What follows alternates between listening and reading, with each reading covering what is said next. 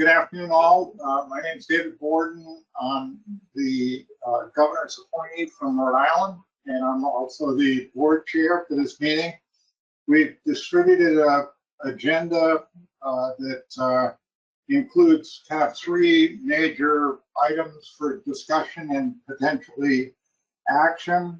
And we also have an AP nomination that we need to deal with. So in regards to the agenda, are there any additions, deletions, or modifications to the agenda? I see no hands up. Tony, we got any hands up? I do not, David. Okay, so the agenda stands approved. It's distributed. We'll move on to the proceedings from the August meeting. In a similar vein, are there any additions, deletions, or corrections to the proceedings? Please raise your hand if you want to comment. I see no hands up, so the proceedings stand approved by unanimous consent. Public comments. We always allow the public to comment on proposals that are not part of the agenda. We normally limit the opportunity to a minute or so. Are there any members of the public who would like to comment on the subject of striped bass? I see no hands up, and I would just ask Tony, if I somehow miss a hand, please correct me and note it. I will so there are no public comments, so we'll take the first item on the agenda, which deals with circle hooks. This is addendum 6. It is scheduled for final action today, if possible. So I'll turn it over to Max. Thank you, Mr. Chair. Good afternoon, everyone. So give us a second to switch over controls. Get a presentation up on the screen.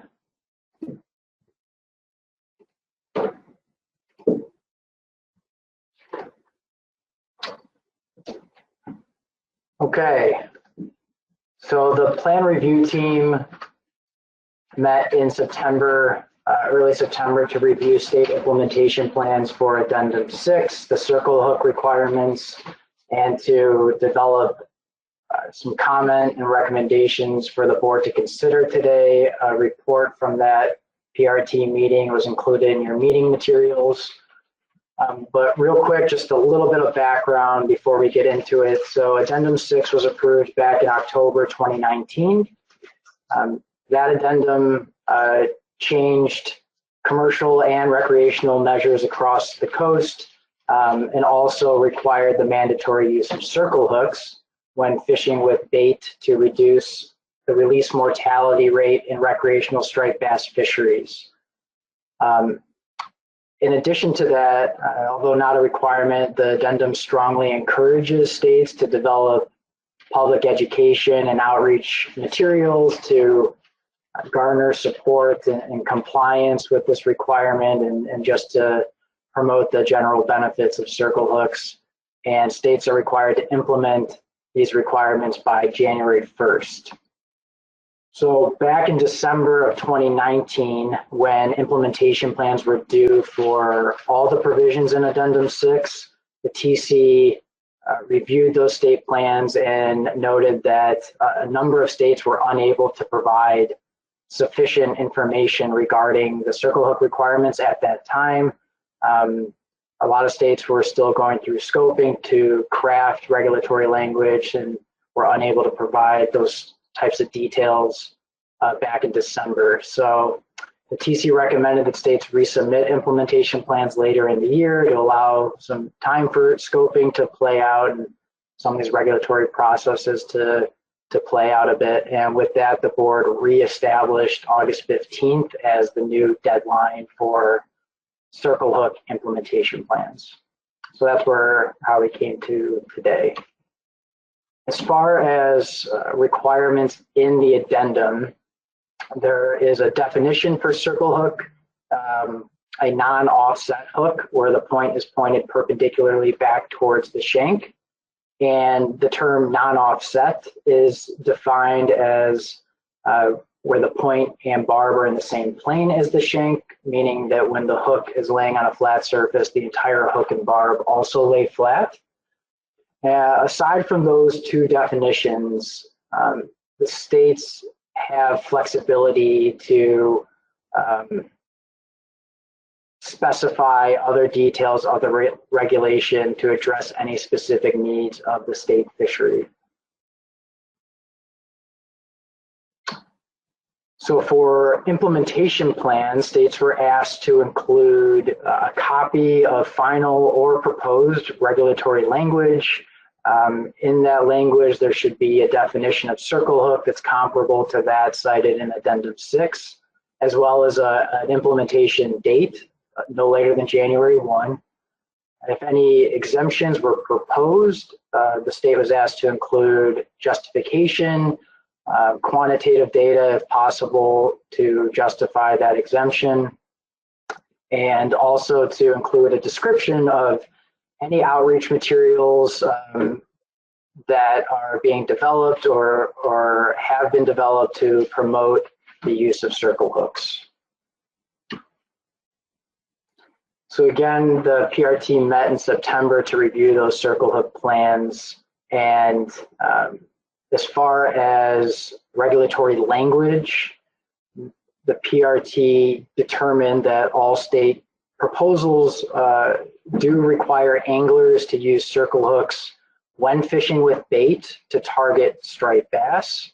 And as far as circle hook definitions, all those regulations did include a definition of circle hook that is comparable to that cited in Addendum 6. That said, the PRT noted a lot of variation among states in that regulatory language, as you can see in Table 1, which was provided in the report. You can see from that table that almost every state wrote something different for those requirements, although they all essentially say the same thing. Some states apply the restrictions to all directed fisheries, recreational fisheries, regardless of target species, so not just when targeting striped bass, a little bit beyond the requirements of the addendum.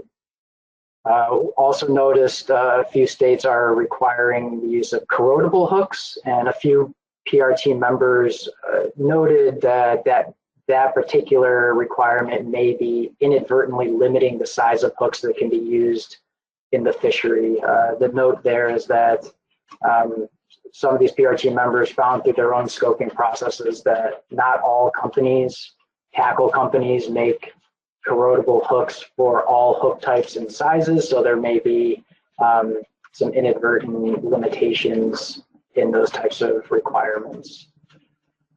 And with all of that variation, the comment from the PRT is largely reiterating comments that we've heard from the law enforcement committee on the importance of jurisdictions agreeing on standardized regulatory language, how that could help with enforceability and compliance, especially where states share common borders and fishing areas.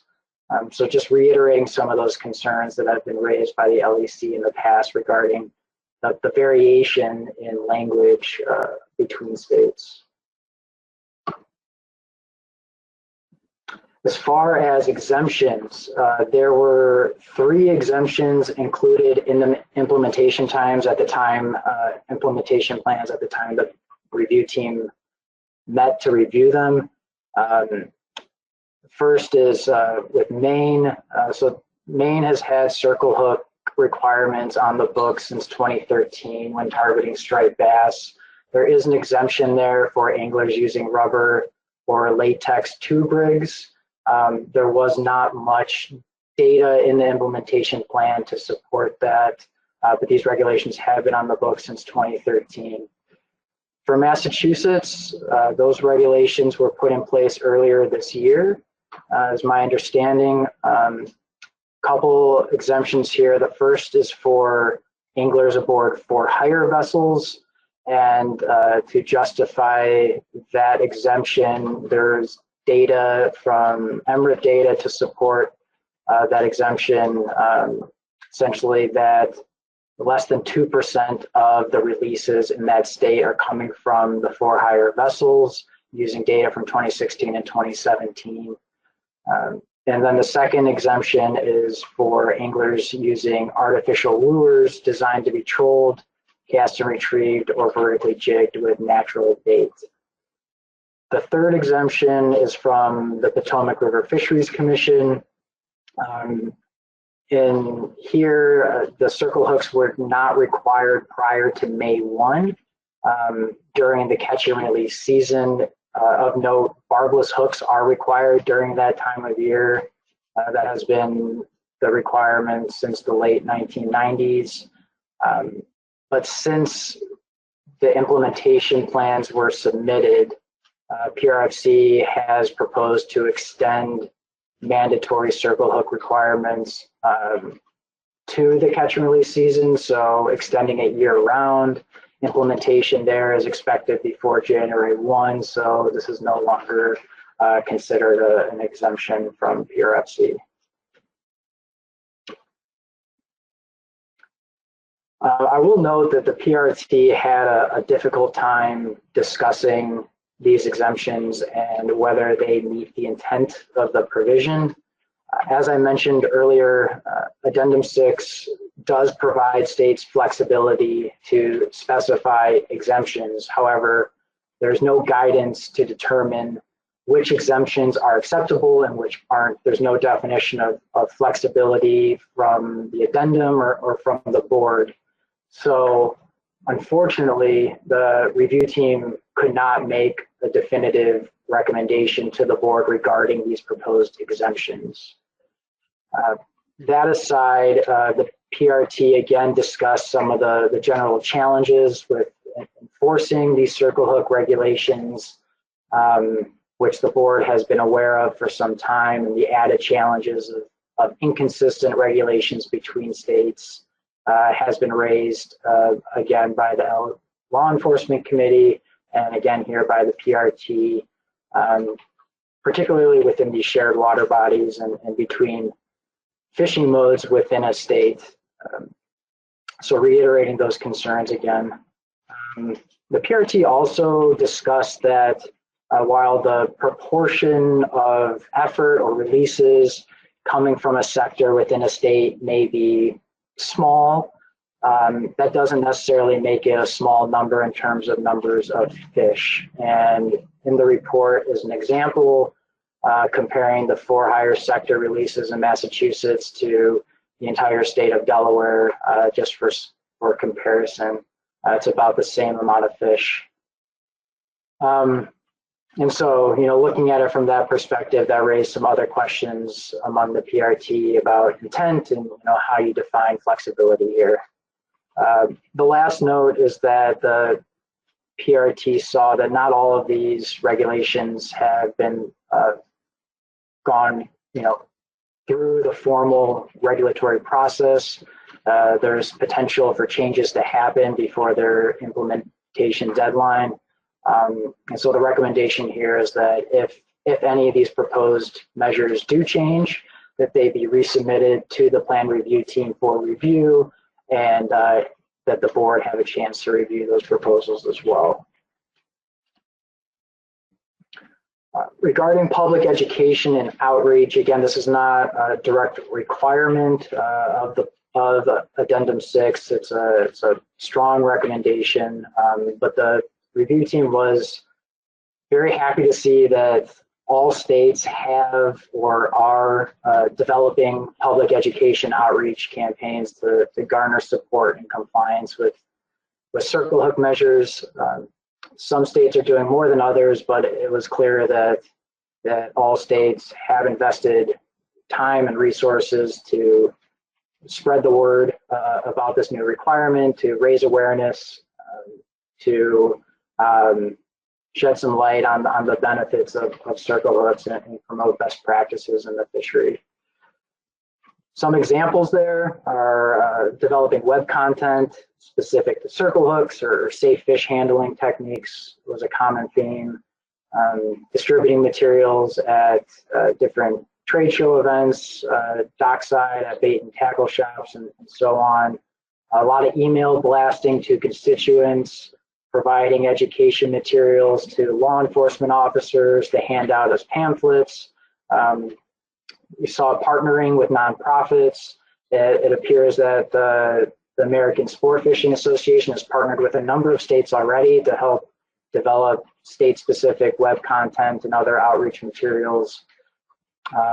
Also seeing states taking out ads in local newspapers, magazines, and so on. So you can see that there's been a lot of work here to spread the word about these new requirements and some of the benefits of circle hooks. We did see that, some of these efforts were held back or delayed in 2020 due to COVID, but there's been a general intent to ramp up efforts in 2021, particularly upon the adoption of final regulations. So that concludes this report. Mr. Chair, I'm happy to take any questions or turn the discussion back over to the board. All right, thank you very much, Max. I've got questions. I've got Richie White and then John McMurray. Thank you, Mr. Chair.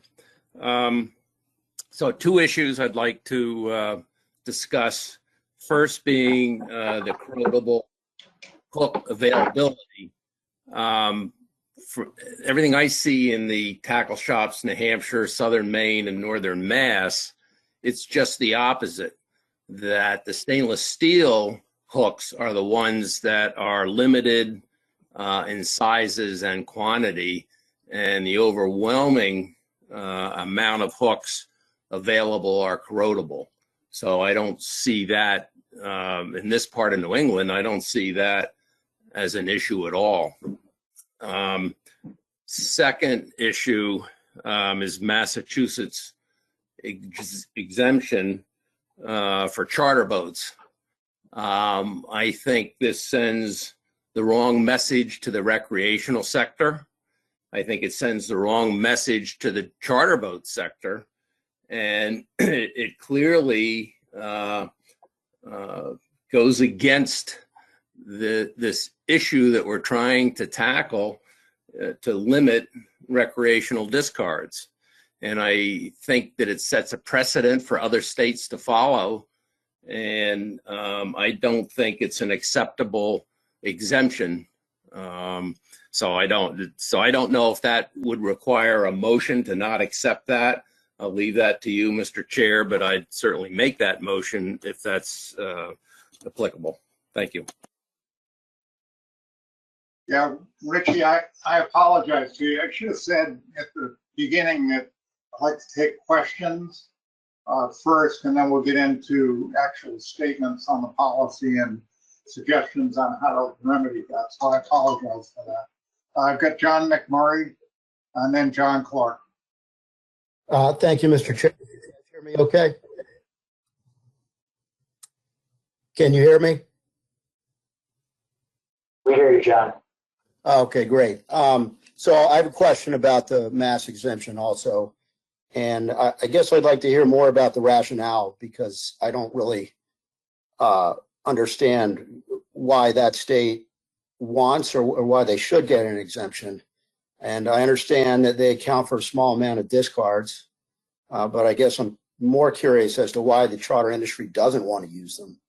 I mean, they're easy to use, they work, and they reduce discard mortality. And I guess I'm also curious as why is this specific to Mass, and why didn't we see anything similar from other states?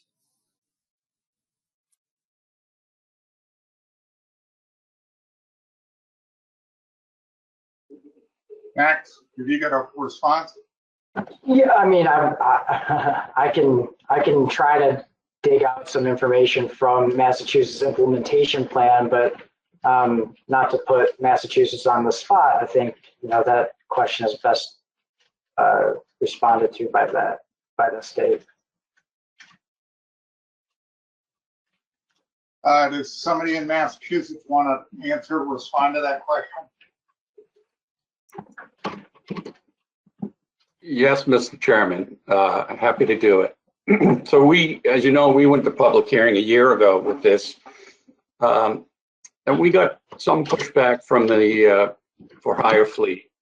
And they simply asked for more flexibility in what they use for terminal tackle. And we looked at the percentage that they were of the fishery, and you know, we just decided to give them that flexibility. So we'll leave it up to the judgment of this board. We do notice that no other state asked for it. But we were simply providing flexibility for our fleet. Thank you, Mike. Next on the list, we've got William Hyatt and then Martin Gary. Thank you, Mr. Chair. I'd just like to go back to a discussion that was held at this meeting. I think it was a full year ago, and it had to do with discussion of the report from the Law Enforcement Committee on how difficult it was to enforce intent in these types of regulations as reflected by the fishing for clause that's in so many of these. And so I think I would like, if possible, to just hear from law enforcement whether or not they're comfortable with the variety of regulations that have been put forth here. And if they still feel that those regulations that are reflected that don't require interpretation of intent in the field are better designed and more accurately reflect the requirements and the intents than those that have language that do require an interpretation of intent. Thank you. Mr. Chairman, Kurt is on the phone, just as a FYI. Martin? Thank you, Mr. Chairman. Max, could you go back to the exemption slide? I too had a question about Massachusetts.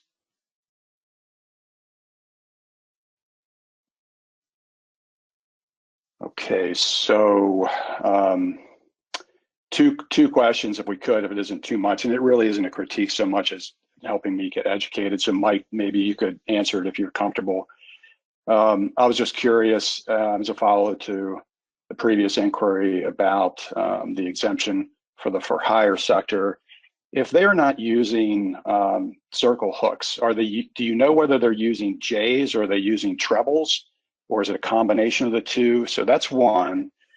And then the second one is really just to educate me on why the artificial lures, trolled, cast, and retrieved, or vertically jigged with vertical bait. I'm fairly familiar with the folks in the Chesapeake that utilize this strategy, and they generally don't, as far as I know, use natural bait, but maybe that's something specific to, you know, fishing up there. So I'm just curious about that as well, if you can. Thank you. Mike, if you want to respond, you can have somebody else on your delegation respond. That's your preference.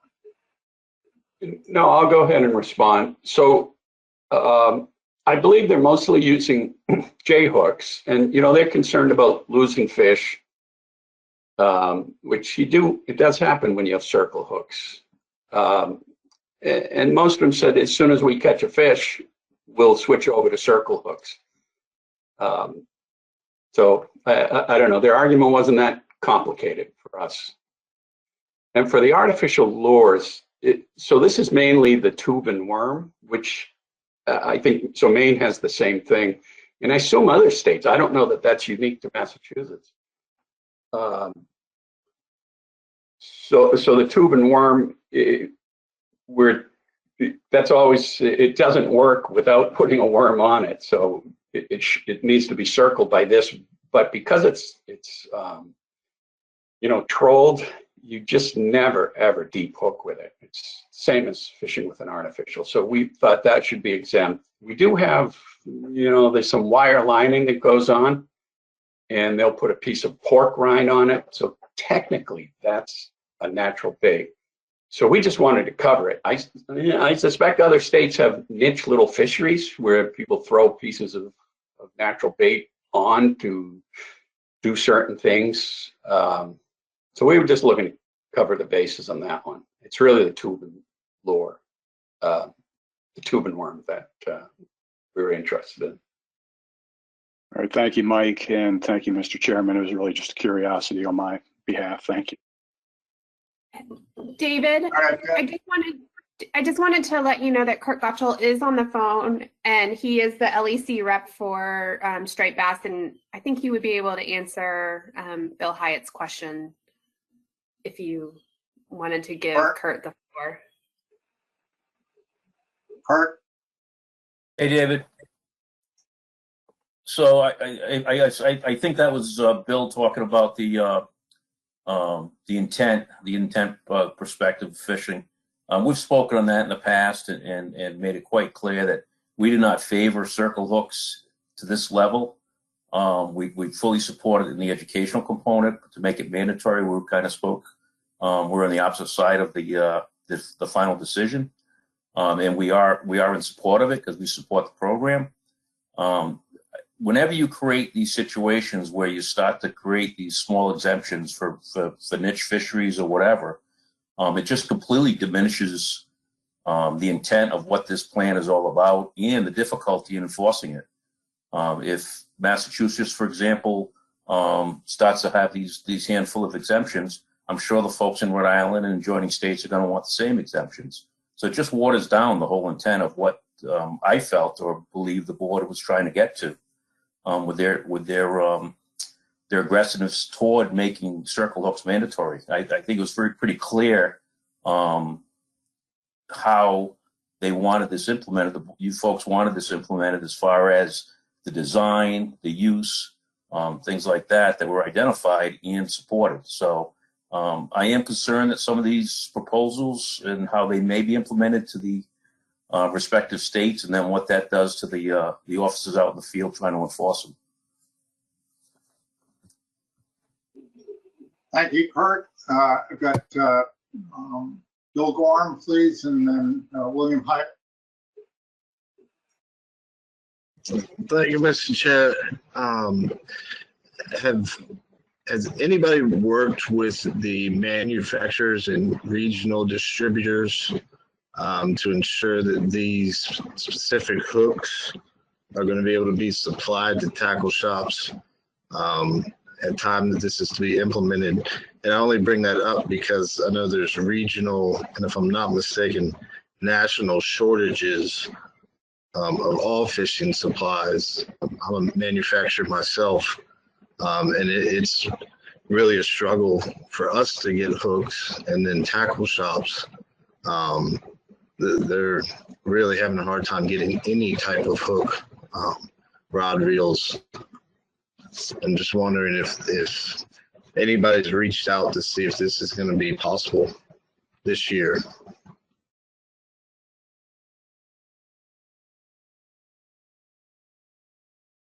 On the staff want to respond to that?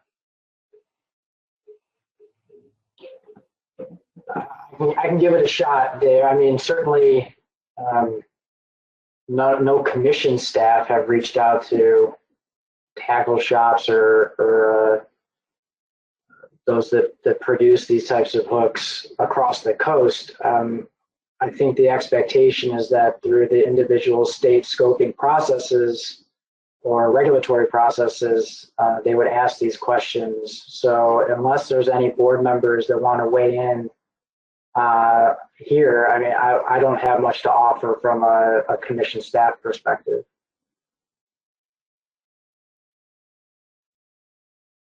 Else want to respond to that?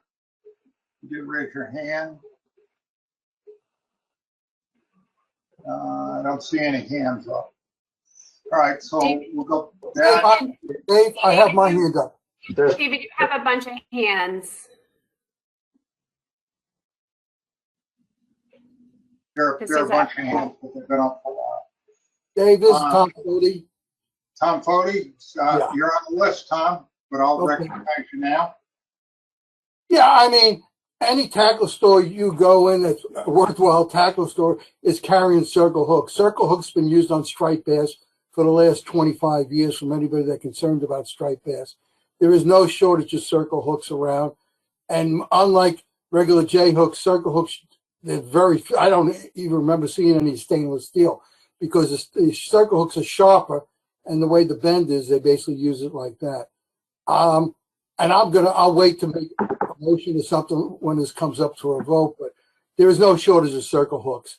The manufacturers will get all the circle hooks you want. If you go to any show, that's all you see. And when you look at, whether it's any of the good hooker manufacturers from Mustard to, I can't think of them right now because I'm getting old. But yeah, I mean, I have a full bunch of circle hooks downstairs, even including pendant circle hooks. Thanks. Thank you. I'll just add.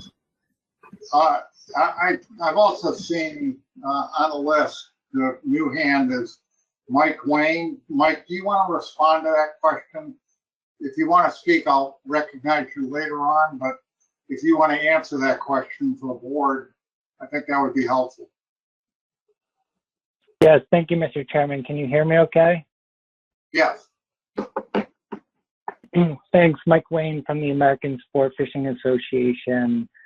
And the tackle manufacturers are part of our membership of our association. So in advance of this requirement, we made sure that our membership was aware that this circle hook was going to be a requirement in the striped bass fishery.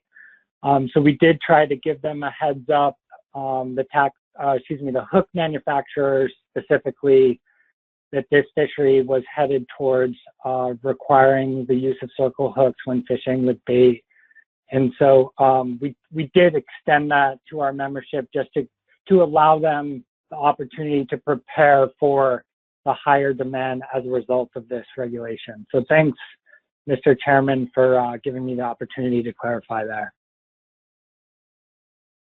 Okay, thank you very much. I'm going to go back to the list. I've got Mike Louisi, Justin Davis, and then Chris Battelle. Okay, thank you, Mr. Chairman. Excuse me. I just have another question for Massachusetts and the exemption, and I just want to make sure that I'm clear. I understand the part of the exemption that refers to anglers using an artificial lure tipped with some form of bait or some form of natural bait attached. What I'm not clear about is if a charter boat is fishing solely with bait, if they're live lining or chumming or chunking in some way, just straight bait with no artificial lure attached, are they included in that exemption? Are the anglers aboard their vessel who are fishing solely with bait with no artificial lure attached? Are they included in this exemption? I just want to make sure I'm crystal clear as to what this exemption applies to. Thank you. Thanks, Mike. Mike? Yeah, the exemption applies to any manner of fishing on board a for-hire vessel. Okay, thank you, Mike. Okay, so I've got Justin Davis and then Chris Battelle.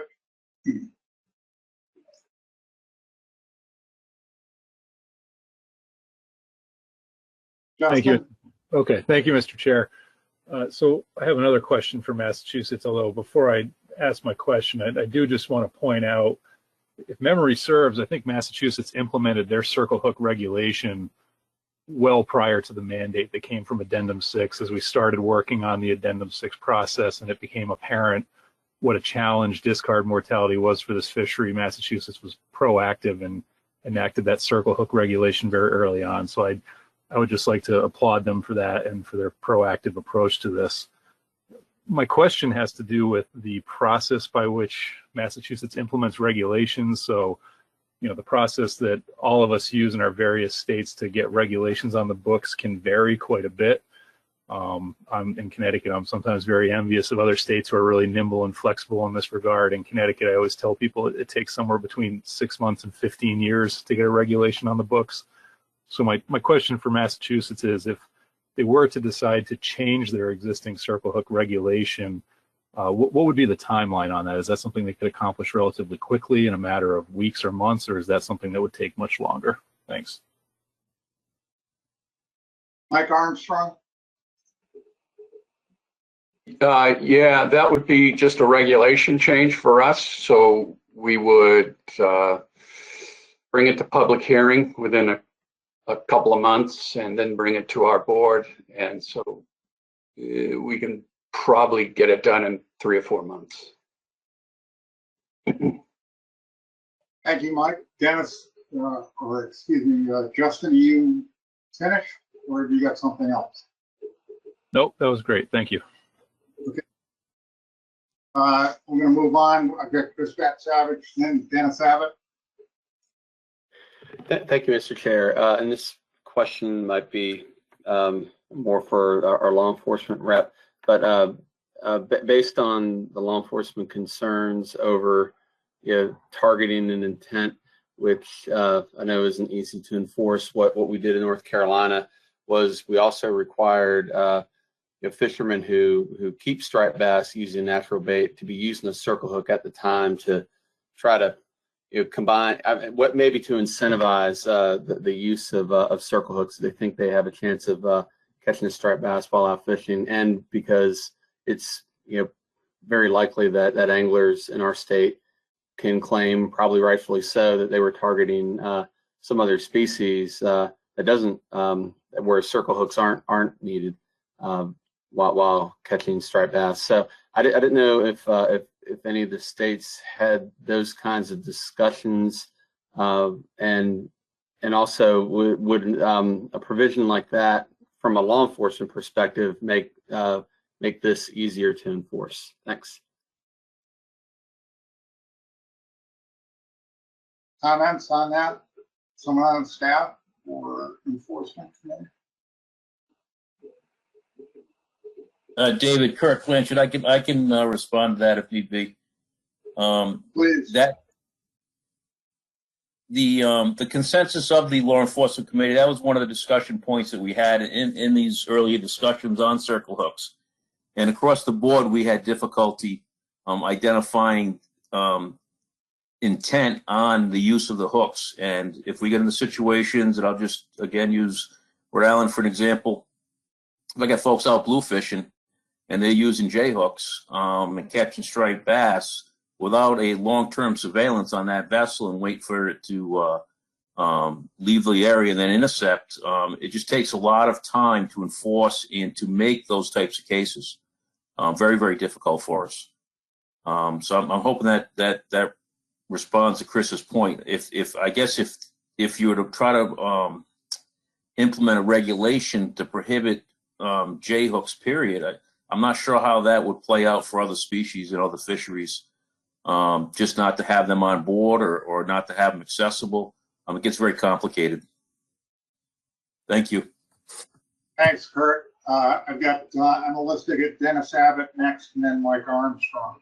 And then what I would think we would do is move on to how we handle this issue, whether or not we approve it, set a deadline for its implementation, whatever the options are. So Dennis Abbott. Yeah, thank you, Mr. Chair. Keeping Massachusetts right in the barrel right now. The use of artificial lures designed to be trolled, cast, and retrieved. We've gone to great extent to describe what a circle hook is. For law enforcement, probably to Kurt, would be, how would you identify an artificial lure designed to be trolled, cast, or retrieved?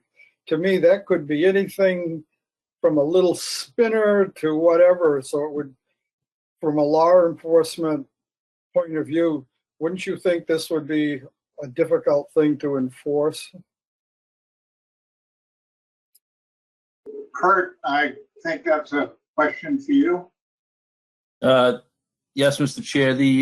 So yes, it would be very difficult. What ends up happening on a law enforcement case and trying to make a case like this, we would have to get into a situation of defining and maybe looking back at manufacturers' definitions and things like that to see how each and every one of these types of devices are defined.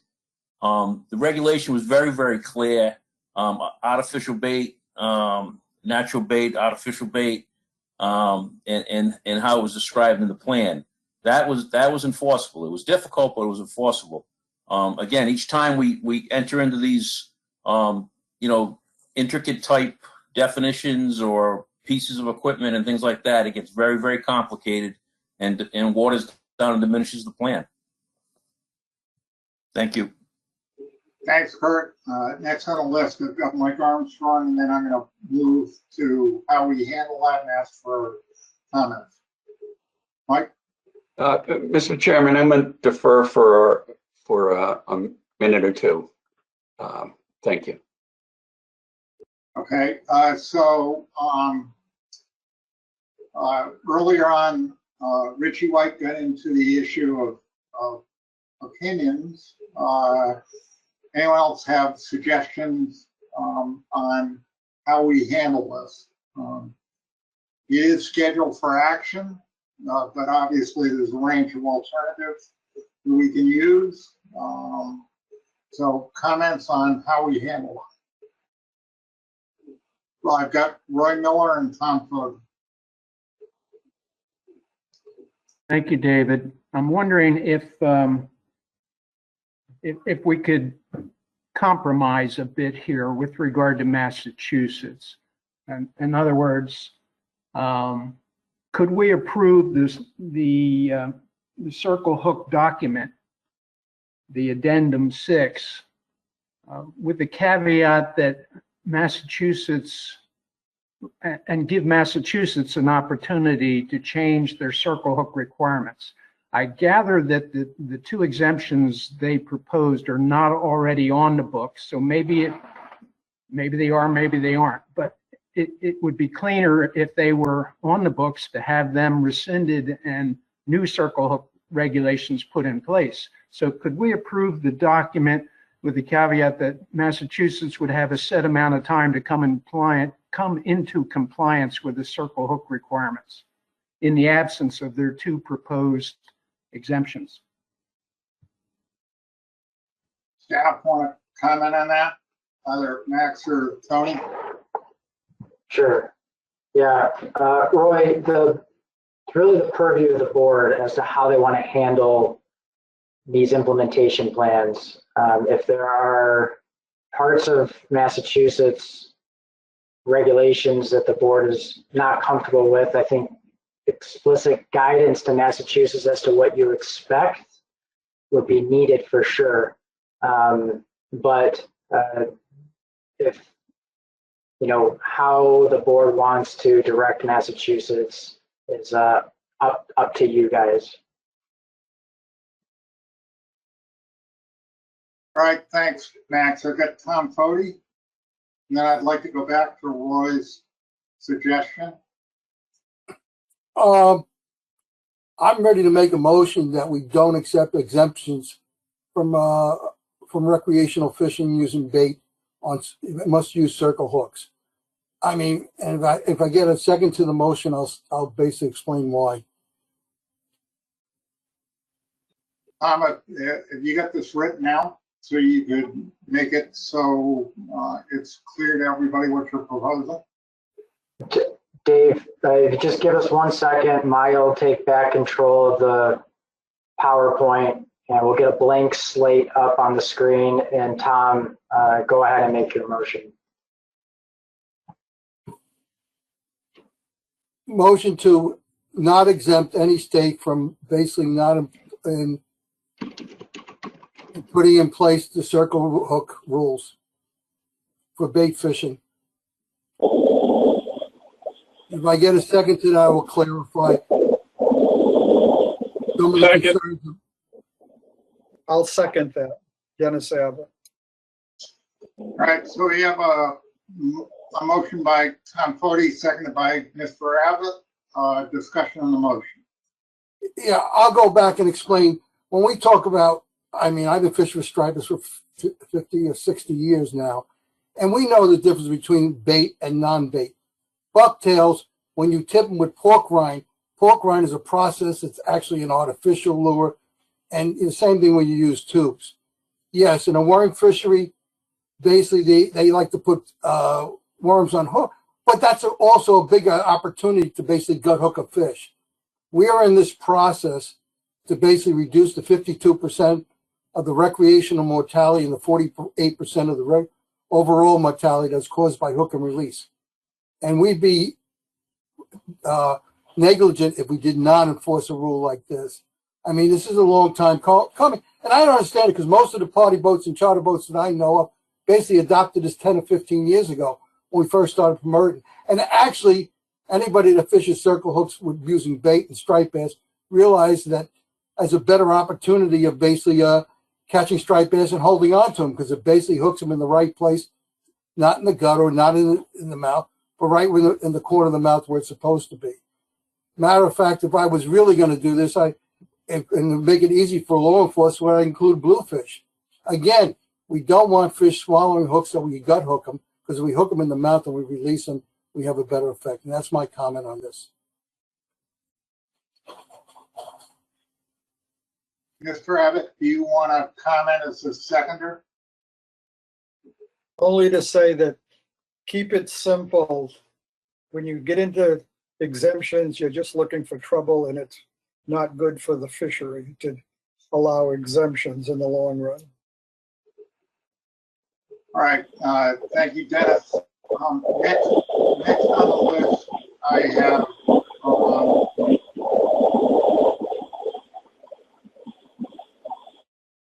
next on the list, I have Mike Armstrong and then John McMurray.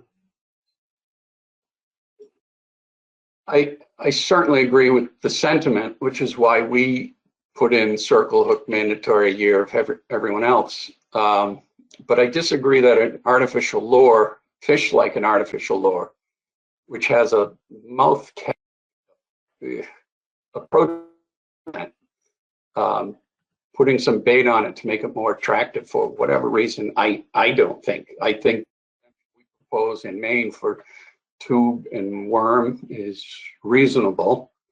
I appreciate the pushback against the charter, and I appreciate the wisdom of the board. So anyway, that's I do think there are certain exemptions as spelled out in the addendum we passed, that for small little niche things like that. So I wouldn't be proposing if I didn't feel that these artificial lures are going to hook up in the mouth, whether they have bait on it or not. That's all. Thank you, Mike. I've got John McMurray and then Megan Ware. Thank you, Mr. Chairman. I was going to say something very similar than what Mike said. I support the motion, and I don't think charter boats should have an exemption. But the tube and worm thing is justified. It's basically a very long hook with a tube over it, and it gets trolled. And it's very unusual to gut hook a fish on that rig. And I understand why people want to use worms on the end of it and not have to use circle hooks. So that part of it makes sense to me. But I do support not giving the charter boats an exemption. Thanks. Okay, thanks, John. Megan and then Justin Davis. Thank you, Mr. Chair.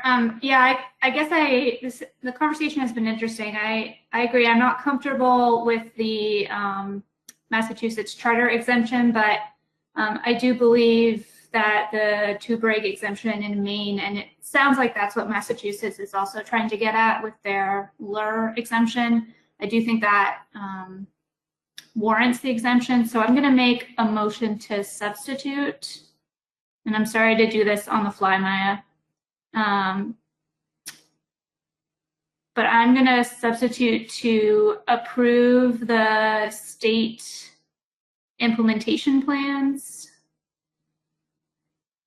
for circle hooks with the exception of the Massachusetts for hire exemption. And if I get a second, I think it might be helpful maybe to just talk a little bit about Maine's history with the circle hook requirement. All right, we got a motion by Megan Ware. Is there a second? Justin Davis, are you seconding that? Yes, I am. Thank you. All right, Megan, you said you wanted to comment further? Yeah, if that's possible. Thank you, Justin. So just a little bit of history, at least I can speak to the circle hook exemption in Maine. We've had a circle hook requirement since 2013, and the exemption went into place at the same time. A lot of people have talked about the tube rig and how this type of gear tends to be more actively fished, and I think there's certainly observations out there that this has a very low incidence of gut hooking. Unfortunately, we didn't have data on the number of anglers that use this type of terminal gear, but just anecdotally in the fishery here in Maine, we think it's a very small population. So given that and the fact that it has a low incidence of gut hooking, when the circle hook requirement went into place in Maine, we didn't feel like this exemption was undermining the conservation goals that we were trying to achieve. You know, as I mentioned, this is, I think, our 8th year now under their circle hook requirements, and with this exemption, I think certainly anglers in Maine and Marine Patrol are used to this exemption at this point. You know, I think we've tried to overcome some of the enforcement challenges that have been brought up. I'll also note that we do require circle hooks for bluefish, so I think that that's also been important to our success here in Maine. So, thank you. Okay, thanks, Megan. Dr. Davis, do you want to comment as a seconder?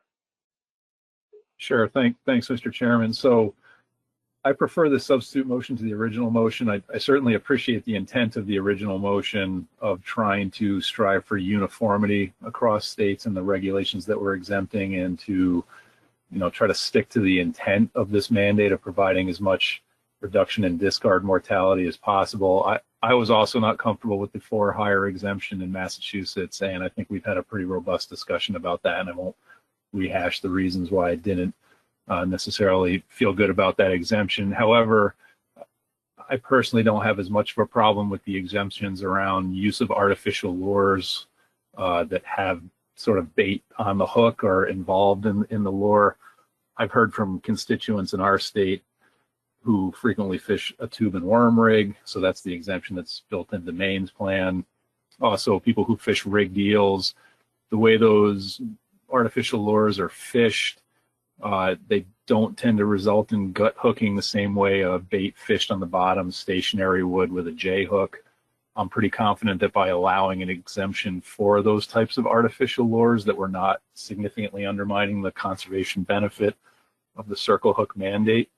I also prefer the substitute motion because, to me, this leaves us in a much clearer place if we approve this as to what's actually happening here. We are approving all the state implementation plans with the exception of Massachusetts, so those states can either implement those regulations or leave them on the books as is if they're already on the books.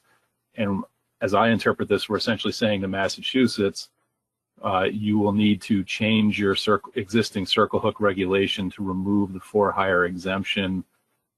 I do think we should possibly discuss whether we need to provide some more language in here that might sort of require Massachusetts to submit a new implementation plan by some date certain. But overall, I'm much more comfortable with this substitute motion, and that's why I support it. Thanks, Justin. Megan, is it your intent that if, I just want to be clear on the record, if this motion were to pass, is it your intent that Massachusetts would be responsible for coming back to the board and reporting at the next meeting how they intend to handle it? Or have you got another course of action you envision? Hi, Mr. Chairman. Yeah, I think that sounds like a good plan to me. I don't know if Max wants to weigh in if that's necessary or not, but I certainly think that that might provide a level of comfort to this board, just knowing how Massachusetts progresses based on this motion. So I would support having them come back with just a brief update at our next meeting to fill us in. Mike Armstrong, do you want to comment from a process perspective? Sure. Yeah, I mean, we can give you a good faith declaration that we will move on it immediately. I honestly don't think you need to put it in writing. We have a omnibus public hearing coming up in a month or so. We'll put it on that. And, you know, our fishing season doesn't start till May, so we'll have it changed by May. No question about it.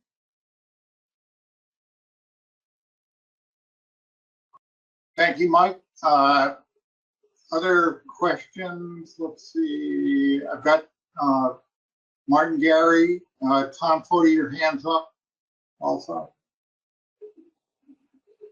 Thanks, Mr. Chairman. And yeah, thanks, Mr. Chairman. And thanks everyone for the education on the tube and worm gear update.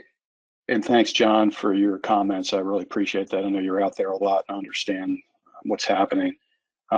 So I guess the question is for the maker of the motion, for Megan. I'm just wondering, so it sounds like that's a rig that it's already pre-processed with a J hook attached to it, and it would have to be retrofitted, which might be unreasonable. Is that kind of part of the logic in promoting this exemption? Is that correct? Or if anybody else has a perspective on that, but I'll put it to Megan first. Megan. I actually might have to pass that question on to someone else who would know if it's kind of pre-manufactured like that. But I can say that we don't allow treble hooks on the tube rig, if that's kind of what you're getting at, Marty. No, I was really thinking, you know, is this something that people buy that's pre-manufactured and it's just unreasonable to retrofit it with a circle hook? I guess that's where I was going with it.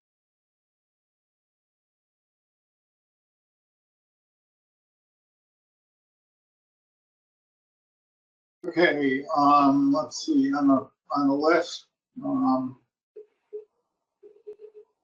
I've got Tom Foti, your hands up. Yes, my hand's up. Can I speak now, Mr. Chairman? Yes, please. Yeah, I'm sitting here listening to why we need to exempt for a tube. You can fish a long tube without a piece of bait. That's been done before. We have now changed a whole section of the community that recreationally fish for striped bass and had no problem doing that. By eliminating the big fish, we basically took away a lot of tournaments that was around for 100 years. We basically said, that's no problem. You need to find something else to do. Don't have tournaments. Don't raise money for your groups like that or for the charities. We also told people they can't take a fish they've been taking home forever or the opportunity to basically catch a world record. And that's a decision we made but we imposed that on a lot of recreational fishermen and gave them no exemptions. Now, you can fish a long tube without putting bait on the back of it. I mean, that's the way you can fish it. That's the way I always fished it. Yeah, maybe the bait gives you more confidence that you're going to hook something, but it doesn't have to be on the back of that rig to basically work. We're here to make decisions on how we rebuild this stock if this is a concern. And the states that are asking for the exemptions are the ones that really were pushing for us to basically cut back on what we're doing. So I'm trying to do what they basically asked us to do, is to basically take and get rid of as much of this hook and release mortality that makes up a bigger percentage. And once you do exemptions, now I'm telling you, I'm going to hear from other people, well, I need to put a worm on it. So they're going to be asking for an exemption in New Jersey, in Rhode Island, and all the way down the coast for basically saying, well, maybe that worm helps me catch more fish. That's not what we're asking people to do to catch more fish. We're asking them to catch fish in a safe manner. What's best for the fish. And using circle hooks when you have bait is the best way of doing that. And yeah, I would support doing this for bluefish that we're so far, because we're worried about bluefish actually being overfished. So, I mean, I'll leave it at that. That's my comment. Thanks, Tom. So we've had a robust discussion on this. Does anyone care to make a point that has not been made before? And I'm going to take one comment from a member of the audience who has had his hand up on this. So anybody who has, I've got Joe Cimino and Bill Gorham. Thank you, Mr. Chair. I appreciate the chance here. I'm curious if there is truly large, broad consent by the board that they feel comfortable with this type of exemption. A lot of states were, not pursuing this, but I'm wondering, can we adopt this language to say that any state that wanted to use this type of gear can have the exemption? Is there a way to do that today?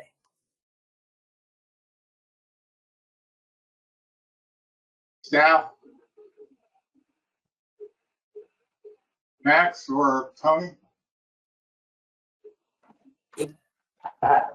Yeah, I'm thinking through this a little bit. As you've specified in this motion, the exemption that you're not allowing for a state, I suspect you could do a similar language in the motion to allow any state to exempt a certain, fishing technique. I don't know why you couldn't do that in a motion. You have to be very specific, though. Of course, is what it sounds like you're honing on a very specific fishing technique, and making sure that's clear in the motion what you are exempting for this provision. All right, thanks, Max. Bill Gorham, please. Thank you, Mr. Chair. In regards to the tube, being a lure manufacturer, I have made tube rigs in the past, and you could probably put a circle hook in the back. But if there was more than one hook, installing a circle hook in the midsection would be difficult. But you would definitely have to provide donuts enough for them to be manufactured with different hooks. And I really appreciate the gentleman from the ASA commenting, and I would ask him to please reach back out to the manufacturers, as I've been talking to tackle shops even as 5 minutes ago, and they're still having major problems with supplies. Thank you. Thanks, Bill. I've got a couple of hands up. I got Richie White, Mike Luisi, and Roy Miller. Thank you, Mr. Chair. After listening to how this may open up, I was going to support the substitute, but now I am not. I think we're headed down the wrong road on this thing. We got to rein it in. We have to stick with the original intent, which was to try to lessen release mortality on striped bass. And the more exemptions, and if all the states, adopt these, we're going down the wrong road. As far as enforceability, there's been a number of questions and discussions about that. And I've followed the LEC meetings for 15 years.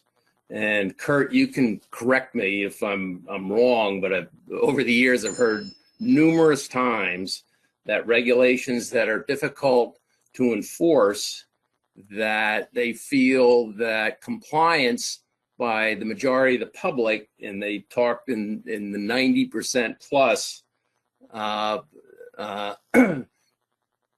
do what is right, and it's a tiny, small minority that are the lawbreakers. So we gain, if these are not totally enforceable, we still gain a tremendous amount by the majority of the public adopting and using circle hooks.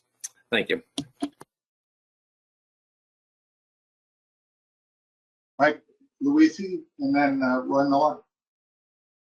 Thank you, Mr. Chairman. I just have another point of clarification from the maker of the substitute motion, and then I guess depending on the answer, I may have just a quick follow-up comment. So to Megan, your motion here, it speaks directly to the Massachusetts for hire exemption.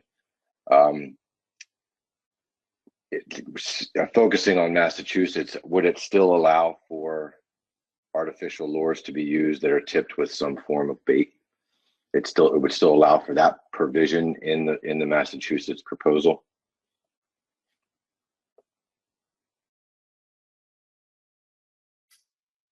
Mr. Chair, if I can, yeah, Mike, I think that is correct. My understanding is that the Massachusetts provision is targeted at the tube and worm rig, and if I'm wrong, Mike Armstrong, please correct me. So Mike Louisi, this would just be not approving the for-hire exemption. Okay, and if I may, Mr. Chairman, just a quick comment. So to that, and I'm going to need a minute at the time when we need to vote here for a quick caucus with my other commission members. But you know, as for a state like ours who has enforced and put forth circle hook requirements for the last few years, I can understand the desire and the need for some form of evolution to the process. And I understand why this tube and worm rig, you know, is something that has been used and could be considered, you know, more of a mobile gear. I think my focus right now would be more on that, you know, on a strictly a bait gear or a bait method of fishing, as far as making sure that that's what's being enforced. So, but I do understand, and I'm not sure yet where Maryland will stand on this substitute. But I just wanted to put it out there for the record that being in the seat that, you know, implementing circle hook requirements in Maryland over the last few years has been an evolution in the making. So, you know, I could see perhaps supporting the substitute in the hope that over time you can get to a place where, you know, all forms of fishing with the intent to fish for striped bass using bait would be prohibited. So thank you for that, Mr. Chairman. Thank you, Mike. Roy Miller.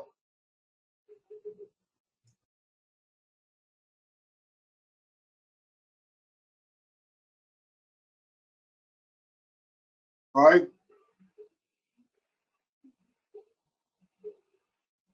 Roy Miller? We may have temporary loss. Sorry, Mr. Chair, I temporarily muted myself. Let me start again. And not to belabor this discussion, but I'm thinking about something in regard to the substitute motion, a practice that I've never done, but I understand is popular in some areas, and that is to take a treble hook and attach it to a tin squid or a weight and jig through schools of pogies to snag a menhaden to use as striped bass bait. So there's a possible exemption that could be allowed under if the substitute motion were to pass. So with that caveat, I find myself going back to the original motion to not exempt by Tom Foti and Dennis Abbott. And the only thing I would add to that is make it clear that we're referring to the circle hook as defined in Addendum 6. Thanks. Thanks, Roy. There are a number of hands going up at this point. What I would prefer to do at this point is actually call the question on this, and then we will deal with the result depending upon where it is. I've got a question for Tony Kearns. I think it's Megan's intent to basically approve the Addendum 6. And Megan, you can correct me if I'm misinterpreting this, with the exception of Massachusetts for hire exemption. Megan, is that what your intent is? Yeah, I guess my understanding for our action today is that we need to approve the implementation plan. So I'm hoping that the substitute motion tries to do that with the exception of the for hire exemption. So that part of the Massachusetts plan would not be approved by the board if the substitute motion passes. To interrupt, Mr. Chair, could we go back and see the exemption list that shows Maine and Massachusetts?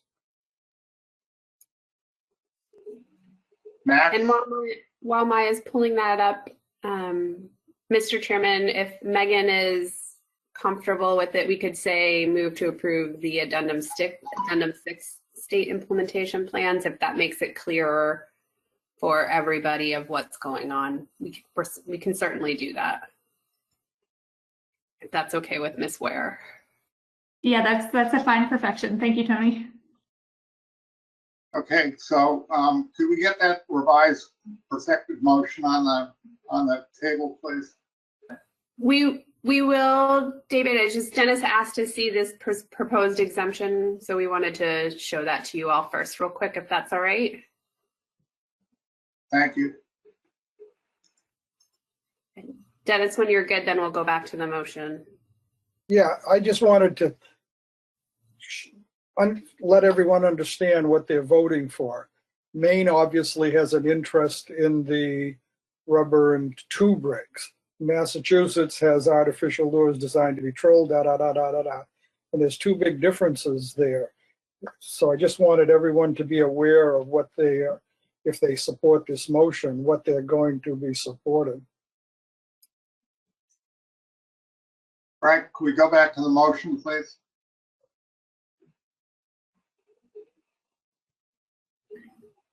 And Maya, for here, if you could just say move to approve the addendum 6 state implementation plan. So just add addendum 6 to after the. Yeah. Thank you so much, Maya.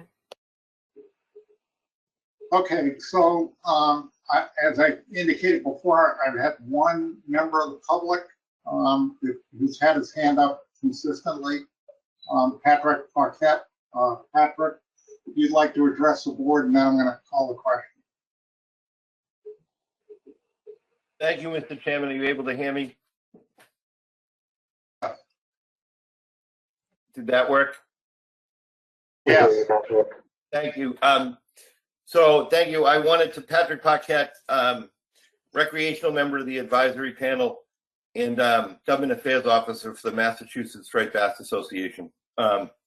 I very much appreciate the discussion that you guys are having regarding these exemptions for our state. There was a lot of, I wanted to answer a question from an expertise. I both charter fished in Boston as a captain for quite a few years and now live on Cape Cod and haven't operated in a while.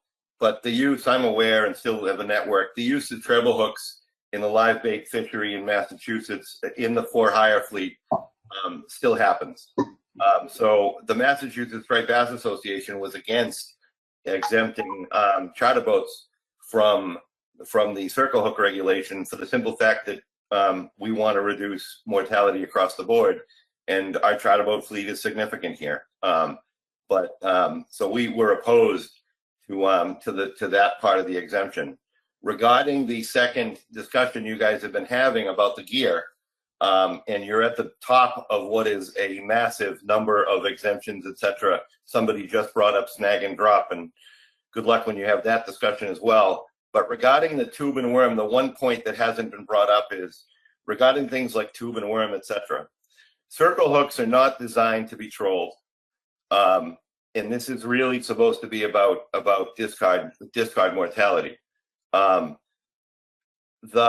If you make things like the jig at the end of a wire line, you cannot tip that with anything.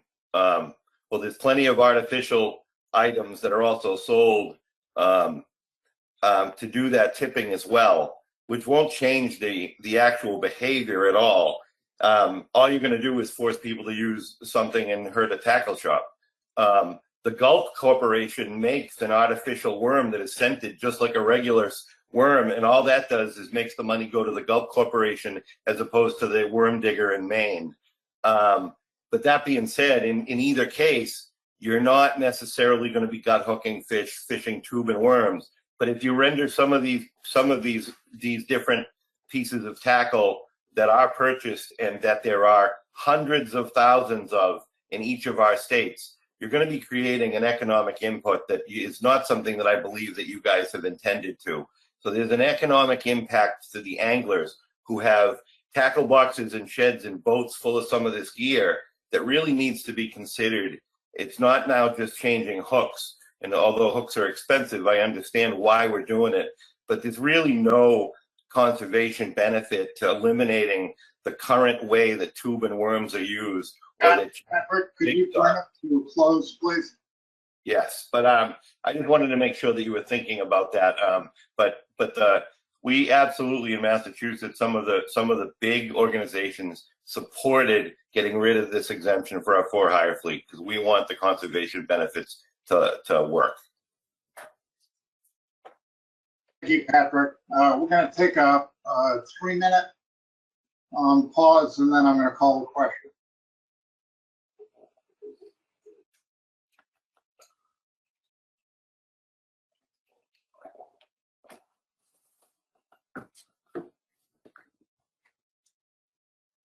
I'm showing 247, so 250.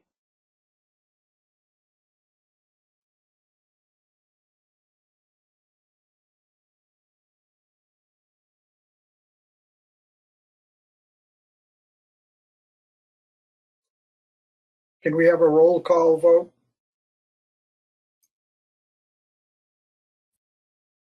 Dennis, we No. can. By default, because I say how each state votes, you end up with a roll call.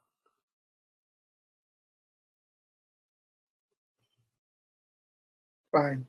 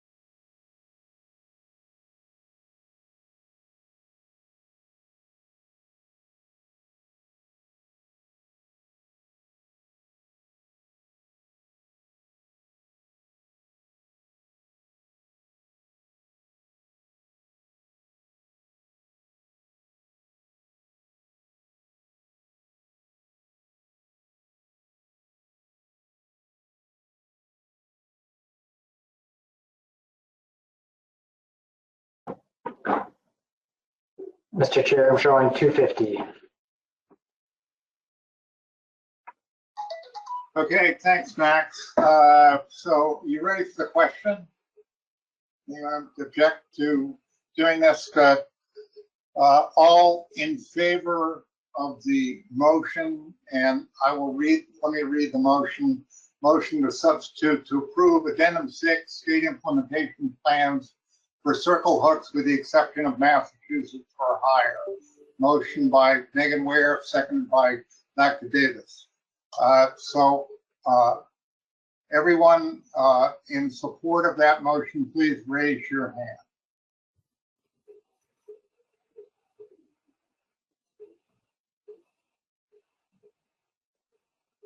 I have Rhode Island, Maine, Maryland, Delaware, and North Carolina.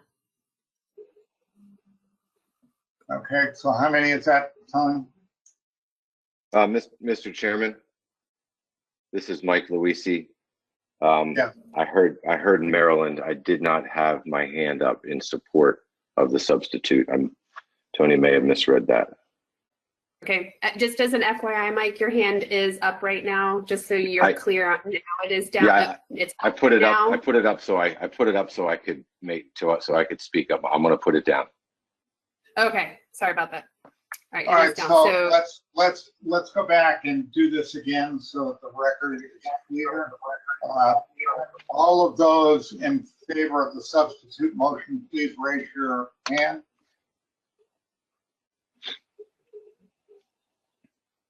I have Rhode Island, Maine, Massachusetts, and North Carolina. And Mike Luisi, your mic is open. Okay, opposed, take those hands down, please, and then opposed, raise your hand.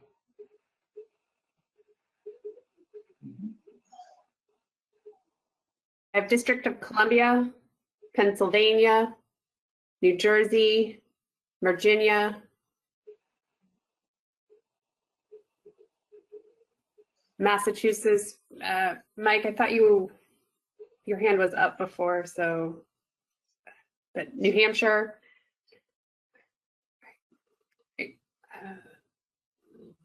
New York, Maryland, and PRFC. I'm going to ask the state of Massachusetts to clarify their vote, please. I'm being ambiguous. How about that? Just kidding. I don't know how my hand got up. No, I was a yes.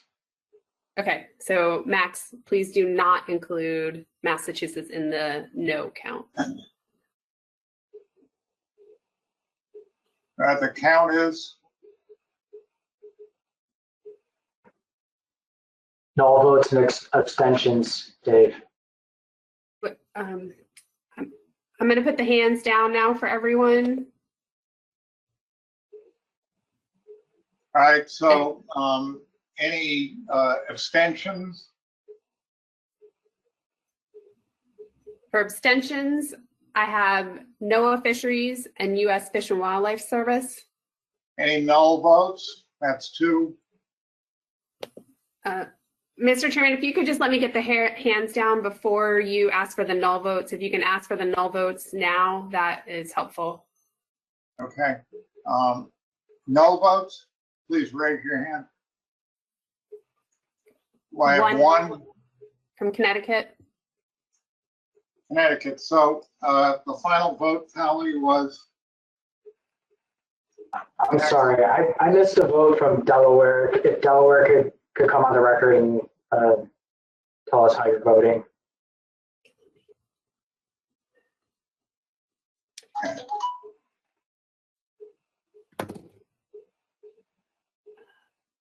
Max, I believe Delaware in the comments said they were voting in favor. That is correct. Yes, I tried to get my hand up to vote in favor. My things seem to be freezing up there. So Delaware votes in favor. Thank you, John. All right, so can the staff read the record of the actual vote? Because at my end, the names are changing pretty quickly. Yes, I have the votes. All right. It's 5 in favor, 8 opposed, 2 abstentions, 1 null vote.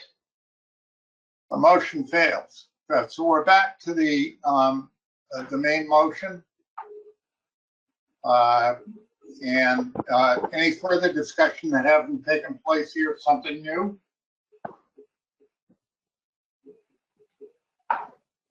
Got 2 hands up, Roy Miller and Justin Davis. Mr. Chairman, I would just add to the end of the motion that we're about to vote on, as specified in Addendum 6, so we're clear what we're talking about.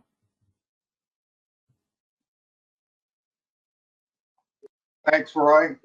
I was going to make that request on my motion. So Maya, at the end of the main motion, could you add as specified in addendum 6?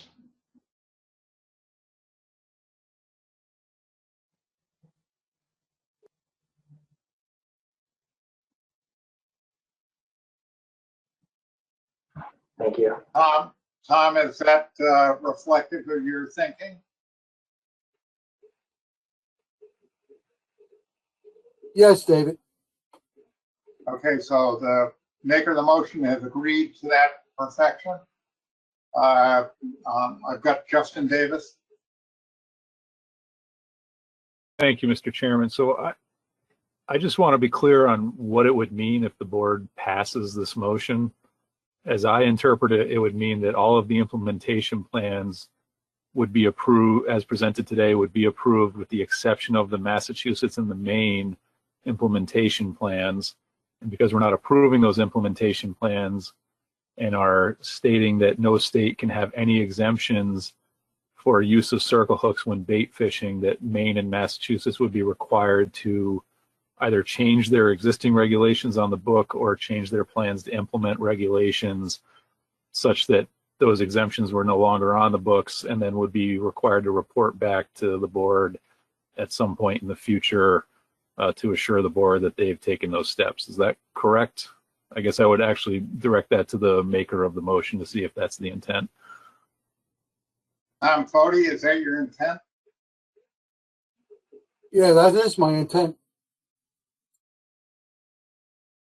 Okay, does the seconder of the motion agree with that intent? Yes. Mr. Abbott has said yes. All right, further discussion on the motion, and I intend to call this pretty quickly because we've got a lot of good input into it. Anyone else?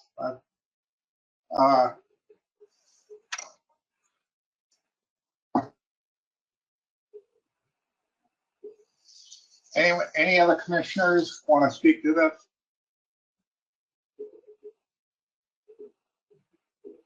Tony, have you got any hands up? Just have a member of the public, that's all. Okay, as I did before, I'll take one comment from one member of the public, and then I'm going to go back to Megan Ware, and then I'm going to call the question. We'll provide a 2-minute break to caucus. Robert Groskin.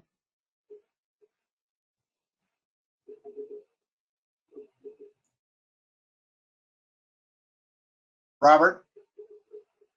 And Robert, you need to unmute yourself. Robert, to unmute yourself, you want to click on that microphone. Yep, you got it. Thank you very much. I want to commend the commission for their action on the circle hook issue. But would it be possible to also include some best practices for handling caught and to be released fish? As a veterinarian who I've actually treated fish, I can really attest to the trauma and potential increased mortality due to mishandling of these caught fish. So if you reduce the mortality with the circle hook initiative, unless you also accompany it with some sort of best practices, you're kind of defeating the purpose. And I was also wondering if the circle hook manufacturing companies and packaging companies could include some wording that would indicate that these hooks are conservation enhancing hooks. Maybe create some sort of a special logo for these hooks, possibly do the printing in green to distinguish them from other hooks and to emphasize the importance of conservation issues in fishing. Thank you. Thank you, Robert. We'll take those recommendations under advisement, maybe talk to some of the people who are actually involved in this call from the industry. Last comment is Megan Ware. Thank you, Mr. Chairman. I just have 2 questions on kind of implications of this, since it looks like Maine might have to change the regulations. So my first would be to the maker of the motion. I just want to be clear that kind of the intent here is that any trolled lure can't have bait unless it has a circle hook. Is that, I guess, kind of the output of this first motion? And then I don't know if this is a question for staff, but just around timing of the new implementation plans for Maine and Massachusetts, should this pass. As I mentioned, I think we'll have to go to rulemaking on this. I'm not sure if we would have time to get this done by the start of the season or not, so I'm just trying to understand timing. Thank you.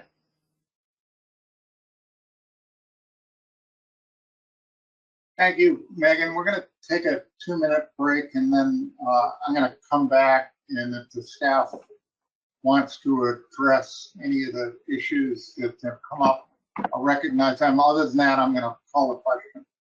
2-minute break.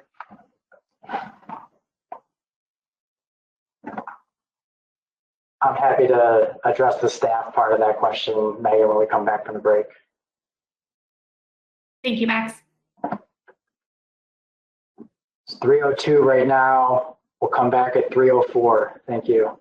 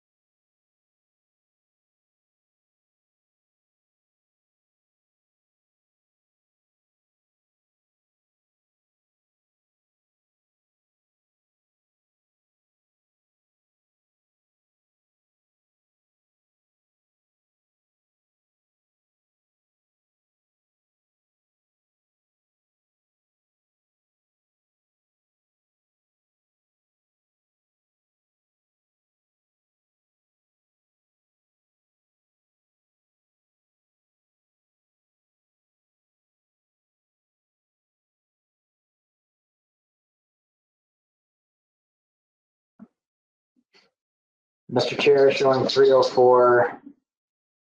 And Megan, just a quick response there.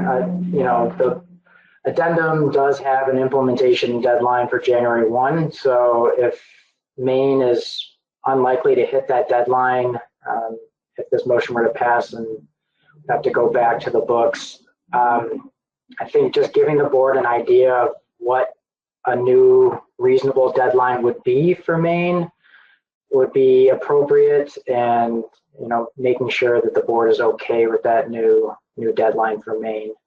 Same would go for Massachusetts.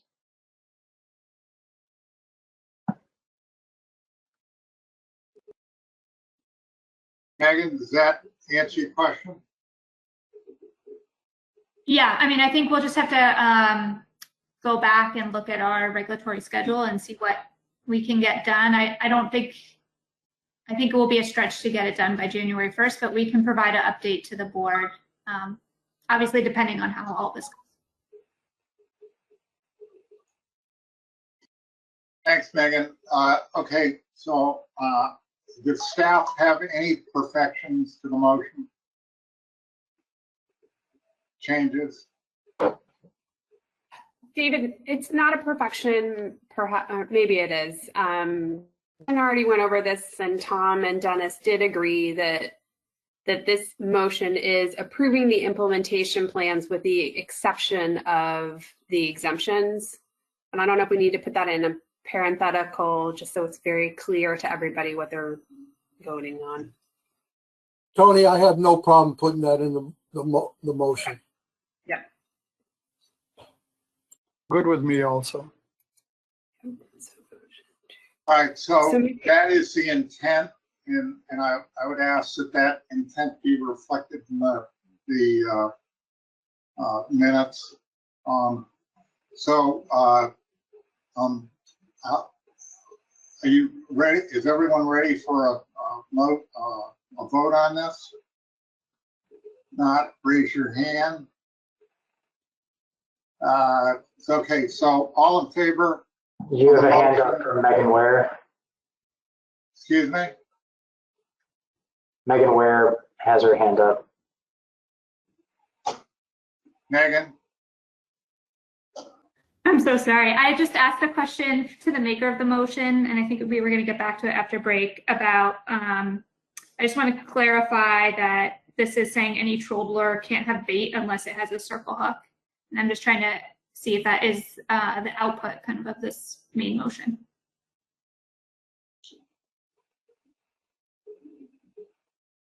Tom? Yeah, I think the motion says exactly what it says. Yeah, I mean, this was decided some time ago. To use live bait, you had to use a circle hook. I mean, that's already, in my opinion, law.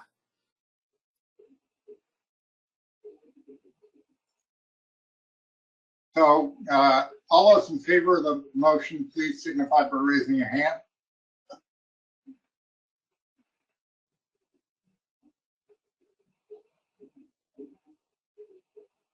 Hey, David, I have District of Columbia, NOAA Fisheries, Pennsylvania, New Jersey, Virginia, U.S. Fish and Wildlife Service, Rhode Island, Maine, Massachusetts, New Hampshire, Delaware, New York, North Carolina, Maryland, and Potomac River Fisheries Commission.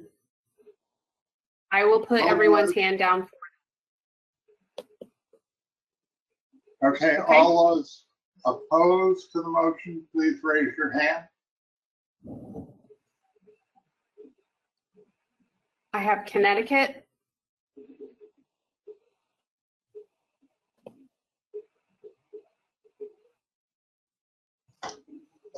Okay, Connecticut's opposed. We have no votes, or null votes. Any null votes? no hands are raised. Any abstentions? No hands are raised. So the motion passes. Tony, would you give me the count? Put the count, the actual vote count. The count is 15 in favor, 1 opposed. Okay.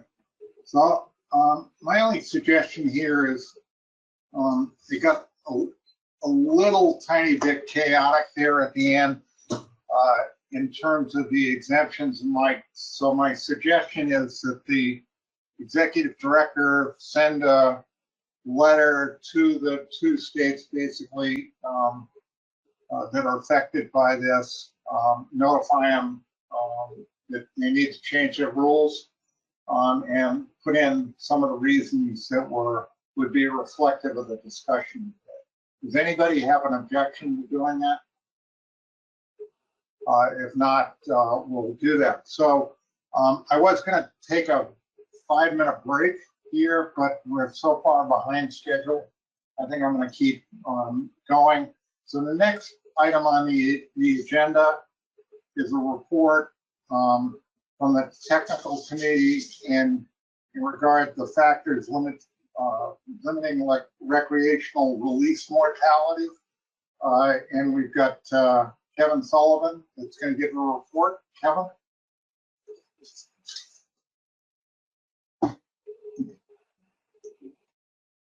Yep, thank you very much, Mr. Chairman. Can you hear me? Yes, we can. Okay, I think I have to share my screen.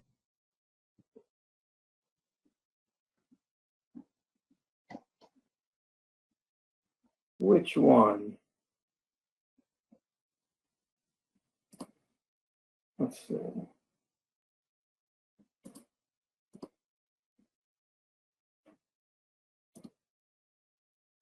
Do you have the presenter view or the note, like the notes or the full view?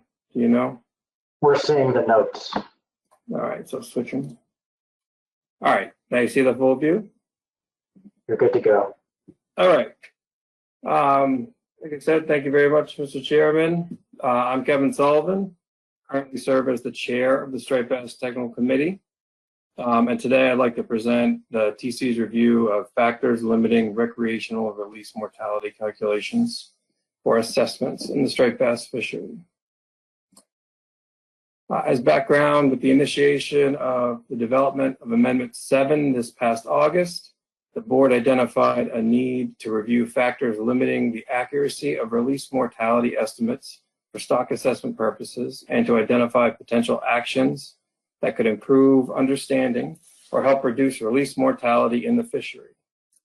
So that was tasked to the TC, and the TC met on September 17th to address it. Today we're going to cover the review of the release mortality estimates used in the assessment previously, how release mortality rates can be linked to MRIP estimates of live releases by year and state, and the recommendations the TC had for actions that could improve our understanding of release mortality rates or reduce the number of releases in the fishery. So we'll start with the review of the existing information on striped bass release mortality rates. During the assessment process, a literature review of the available information on release mortality of striped bass is conducted by the TC SAS. The TC, to this point, has compiled a list of many studies across varying conditions of temperature, salinity, fish size, gear type, etc. But the primary studies the TC and the SAS have used are those listed here: Diodati Richards, Caruso, Millard et al., RMC, and Luka Kovic and Uphoff. Across all the studies, there was a similar range in the estimates produced for studies that were conducted in brackish to salt water, as opposed to freshwater, which had different ranges. Under the best conditions, the mortality was as low as 2 to 3%, which is lower than the 9% value that has been used in the assessments. And in worse conditions, it was as high as 27%, which is clearly much higher than the 9% that has been used. In these studies, many factors were examined, including temperature, salinity, hook type, angler experience, hooking location, and injury. So in the TC's decision to use the Diodati and Richards 96 value, they considered the fact that it was conducted in salt water, which was appropriate because most releases in the fishery occur in the ocean, as opposed to in the Chesapeake Bay or the Hudson River. The TC considered the fact that the study incorporated a range of angler experience levels, which is probably representative of the MRIP sample of the general angling population, and the fact that the mortality estimate of Diodati and Richards was in a similar range to the other studies in salt and brackish water, salt water and brackish water. During the exercise, Dr. Drew had previously looked at a regression approach, which she presented to the TC. The approach had potential to apply a finer scale estimate to the fishery than those previously used, the single 9%. But the difficulty was in the ability to apply the various factors, such as temperature, salinity, hook type, angler experience, to the subsets of MRIP estimates that could be created using the information that is currently collected by the MRIP. So the TC came to the conclusion that only temperature and salinity can be linked back to MRIP estimates.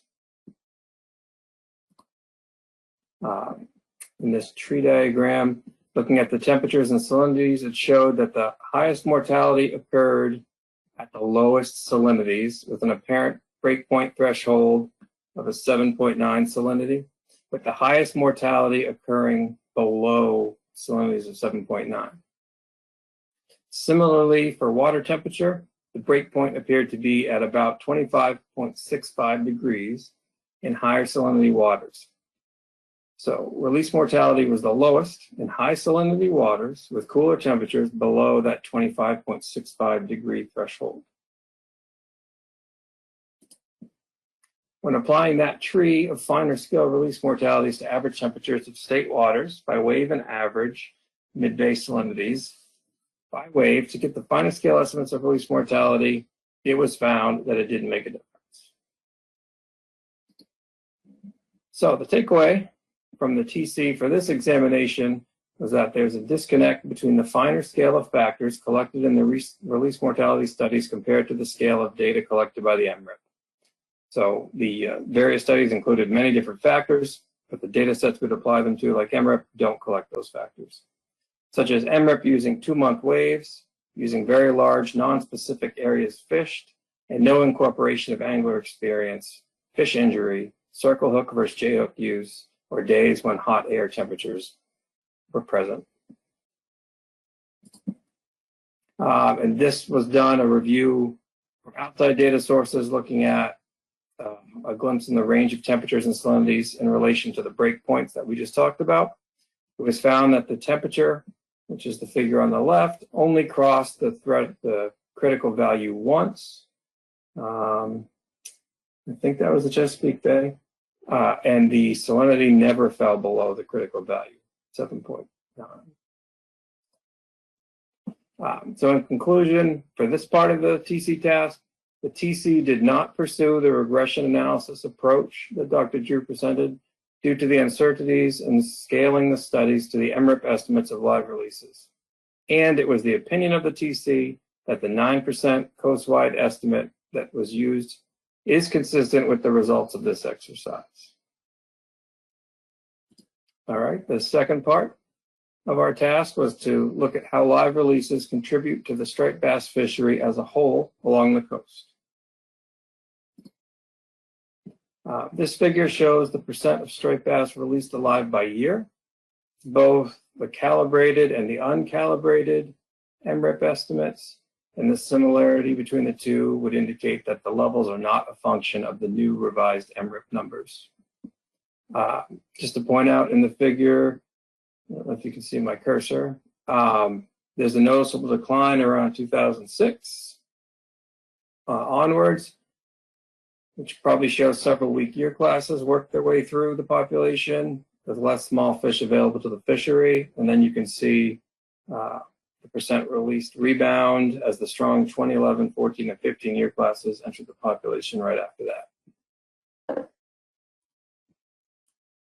This figure, like the last one, shows the percent released, but it breaks it out by region: Chesapeake Bay, Mid-Atlantic, and North Atlantic. And while the regions do show differences in the percent of striped bass released alive, with the North Atlantic consistently releasing a higher percentage of striped bass than those released in the Mid-Atlantic and Chesapeake Bay since 1990, the percentage released is consistently high overall in all regions. You can also see that the release rates dropped off in the Bay a few years sooner than on the coast, like if you look at 2005, 2007, and then rebounded sooner in the Bay if you look at 2010 and 2012. So those are also likely the effects of a weak and strong year classes being seen earlier in the Bay when the fish are younger. This figure is looking at the number in millions of striped bass released alive between 2015 and 19, and you can see from this that the highest absolute number of released fish occurs in Maryland, Massachusetts, New York, and Connecticut. Similarly to the last figure, but now this is in percentages instead of absolute number of fish released. You can see that Maryland, New Jersey, and New York release the lowest percentage of striped bass caught, meaning they retain a higher proportion of their catch. But again, the percentage released is still high across all states. So after that exercise of reviewing those aspects of the fishery, the TC discussed what actions they thought the board could possibly take to get a better understanding of discard mortality or reduce the total mortality in the fishery due to the high number of releases. The TC identified 3 possible actions, all with varying levels of time and resource required. The 3 actions that are presented on the following slides are ranked according to time and resources required from low to high, not in order of priority. The first action that TC identified was the potential to conduct a sensitivity run on the current stock assessment model using varying release mortality estimates to examine the impacts of more refined release mortality estimates. The TC thinks this would be a short-term time requirement, and if the board did want to pursue this, could be accomplished and presented within 1 or 2 board meetings from now, or it could be completed as part of the next benchmark assessment. This task would require only a moderate amount of resources, such as TC member time. The second possible action the TC had was to refine the regression approach that Dr. Drew presented to the TC, incorporating finer scale release mortality estimates. The TC felt this was also a moderate term action, possibly done as part of the next benchmark assessment, which, although not formally scheduled, would be either 2024 or 2025. And this task would also require only a moderate resource by TC members during the next benchmark. Finally, to get a better estimate of release mortality values that are able to be linked back to the scale of the MRIP estimates, the board could take action to coordinate or fund a comprehensive striped bass release mortality study along the coast. The details of this study were not delved into during the meeting, but it's thought it would require a considerable amount of planning and study design, making it a much longer term action and highly resource intensive, including the time of TC members, research partners, and potentially funding the study. Of the 3 actions that I just mentioned, the first 2 will improve understanding of how the issue affects the assessment, but it won't actually reduce the release mortality in practice. The third action of conducting a study could provide better information, but the TC agreed it's unclear whether a comprehensive study would really reveal anything new that we didn't already have. A point of discussion amongst the TC was that there are 2 components to reduce total discards, dead discards, discard mortality. The first is reduce the release mortality rate itself, so more of the fish released survive. But the second component, which was discussed less but is also present, is using management options to try to reduce the total number of striped bass released that are caught and released. For reducing the rates in the fishery, the TC identified possible angler education and outreach on best practices, as well as requiring best practices through regulations such as circle hook requirement that we just spoke about. And then for reducing the number of striped bass that are caught and released, the TC thought that would require regulations to reduce overall effort, such as seasonal closures. And then again, outreach and education, explaining to the angling public the potential risks of releasing so many fish alive. So after these actions, what are the next steps? The TC asked. Should the TC work on action 1, which was conducting the sensitivity analysis of differing mortality rates in the current model, and should it be done before or during part of the next assessment? Question 2, does the board want to prioritize a larger comprehensive coast-wide study, including identifying funding sources and beginning to develop a study design? And then this is just some questions that the TC discussed during this exercise that are for the board to consider. They raised the following questions. What are the management objectives of the fishery? Specifically, is a high release rate a bad thing for a predominantly recreational fishery? 2, do we really want to convert dead discards into harvest? Does the board want to reduce dead releases at the cost of reducing effort and trips, which is what would likely occur if seasonal closures were put into place? And how does the board want to allocate and manage those total removals between harvest and release mortalities as we move into the process of initiating Amendment 7? So, thank you, that's it. And so I'll take any questions you might have. All right, questions for Kevin. Kevin, while I get my mic open, thank you very much to you and the members of the TC for following up on that. So questions, I've got Tom Fody, he's got his hand up. Yeah, thank you for the report. It really was interesting because I know a lot of these studies depended on water temperature, as you pointed out, and it affected the hook and release mortality. It was interesting because instead of having lunch today, I went back on my MAFAC meeting, and there was a presentation by Dr. Werner. We started talking, same way we did yesterday with Chris Oliver when he was on the line, about hot water and how it's affecting the fish and how it's affecting migration, how it's affecting inshore and offshore. And now what I just thought about, we did all these studies based on what we assumed back 20 years ago was water temperature. Now with the water temperature changing, the more, the bay's a lot hotter, longer periods of time. The bays, even the Gulf of Maine, I looked at these heat events and I couldn't believe it, how much the Gulf of Maine and New Jersey were affected and the New York Bight was affected. And is that going to have an effect on the hook and release mortality, since we estimated, that we did a lot of this recreational fishing when the water was cool. And I always said we could fish in November and December and basically hook and release, and we wouldn't have high mortality.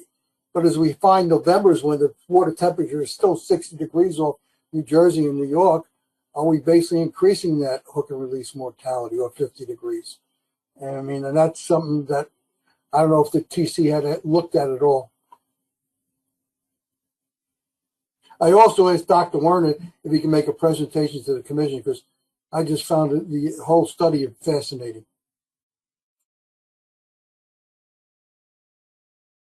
Okay, this is Kevin. I'm not sure if that was a question, but you definitely made some good points. The TC discussed that from the spreadsheet of studies that we have, the range of mortality rates, including the factors, stretch the whole gamut. So we do realize that at higher water temperatures, the mortality rate is considerably higher. But like we said, the problem for us was trying to link it back to MRIP data that was on a fine enough scale to put temperatures to the catch. But a comprehensive study might be able to find ways to include that. Yeah, looking at the charts that they basically presented today, that we know what the water temperature is, and we know when people are fishing, and we could basically look at the water temperature and correlate those factors. And that was my question, is whether you looked at it, and I guess you did look at it. Thank you. All right, thanks, Tom. I get Jason McNamee and then John McMurray. Thank you, Mr. Chair. Thanks, Kevin. Thanks for walking us through that. It was pretty cool stuff. I have maybe a quick, I missed one detail on the regression tree. What was the data used? Was it raw data from all of the individual studies, or was it from one particular study? I missed what you used in the regression tree. I think Dr. Drew is on. She's probably better suited to answer that. Sure. Thanks, Jason. Good question. So what we did is we had a number of the different studies, and each of the studies reported a release rate for a specific condition. So they would be like, this was the condition where the average salinity was this, and the release rate was, and the mortality rate was this. And so we didn't use the raw data, but we used the those point estimates for the different conditions from the different studies that we looked at to come up with this approach. I think obviously it would be better if we had the raw data to really dig into this, but it was really more of a meta-analysis with the separate individual conditions and the release rates associated with those conditions.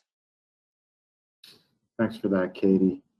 Yeah, that makes sense.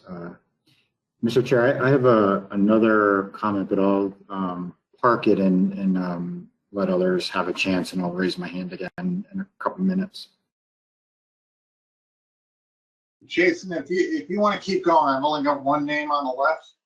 So just ask your question at this point, and then I'll move on to the next person. Okay, thank you, Mr. Chair. So my follow-up then is kind of getting at the next steps, and I almost wonder if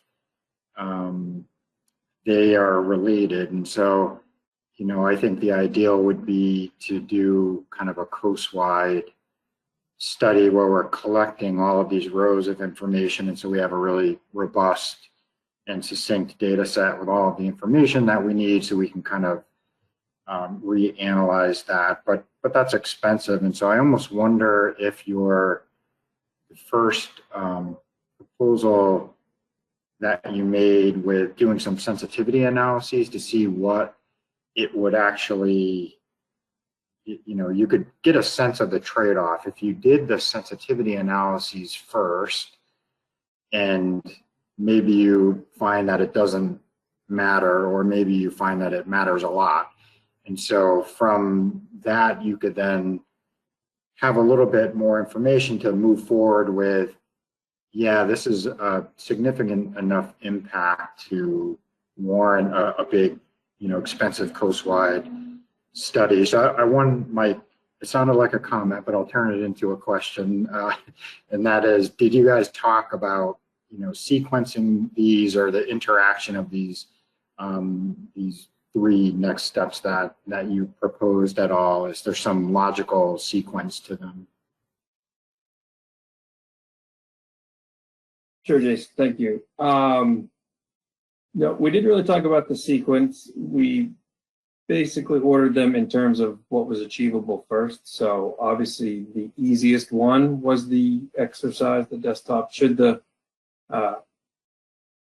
we look at the sensitivity analysis? And there was going to be an attempt to try to get it done for this, but we just didn't have enough time. So that would be the easiest, and I think you made a great point in showing us that that might kind of help us figure out if there's a need to move on to further action. But the second one was that I think we just said it's generally a part of the assessment process anyway, so we would just incorporate that as one of the components.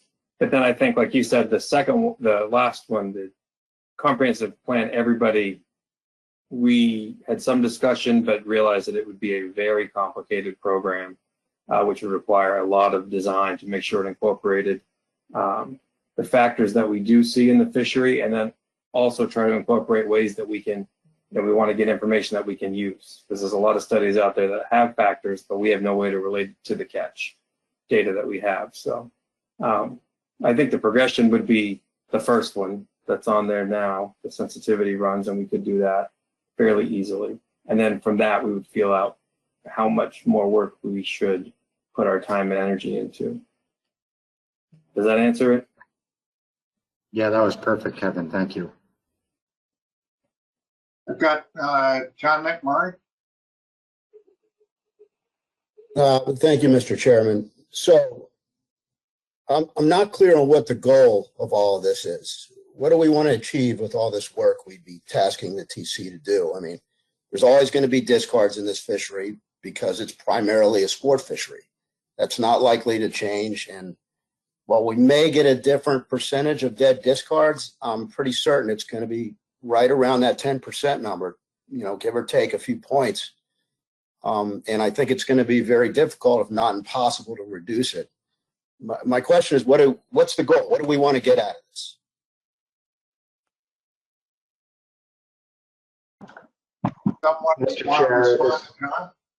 Mr. Chair, this is Max. If I could offer a response. I think, John, coming out of the 2018 benchmark assessment, there was a lot of attention drawn on this sector of the fishery, the catch and release component, that the contribution of mortality to total mortality was a shocker to a lot of people. And I think there was just a general misunderstanding around the board table and among some of the public of, why is it so high? How is release mortality estimated in the assessment? Where does the 9% come from? And I think a lot of this task, and I don't mean to put words in the board's mouth, was just to take another opportunity to explain where that number comes from, how it's calculated, what are the limitations for doing it differently, and things of that nature. So I think this was just an information exchange, and would point out that discard mortality, release mortality was highlighted as a major issue for the next amendment. So there will be plenty of opportunity in the amendment process to discuss about possible actions to address release mortality. Thanks. That's a good clarification. I just think that there is a reasonable expectation that we're somehow going to address this work, and that doesn't seem to be the case from my perspective anyway. But thank you for your answer nonetheless. All right, so I have no further hands up. So Kevin, if you proceed with the sensitivity analysis, what would be a reasonable time for the board to expect a report on that? I think the consensus of the TC, and there were some members that were interested in it. We could possibly get it done within one meeting, which I'm not sure, is that February? And if not, by 2 meetings, we could definitely have it to the board before, in time for the second meeting. Okay, thank you very much for that. So I mean, it sounds like there's some merit in doing this. Doesn't sound like it's a huge hurdle for the TC to do this. Does anyone object to doing this?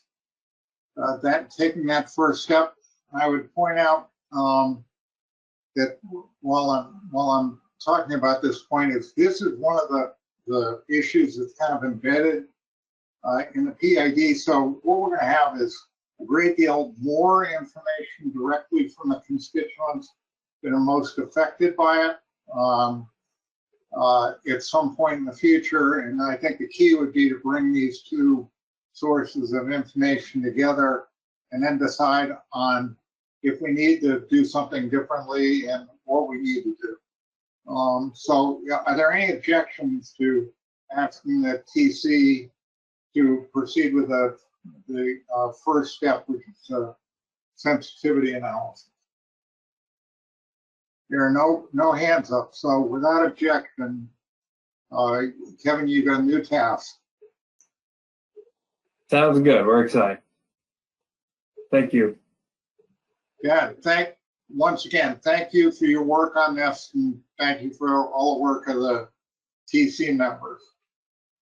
Okay, so the next item on the agenda is the PID. I just point out as background, this issue came up a number of meetings ago. The commission basically decided to put together a work group. The work group identified a number of issues that they thought needed additional work. And at the last meeting, we basically agreed that we shouldn't prioritize these, that we should take all of the issues out to the public.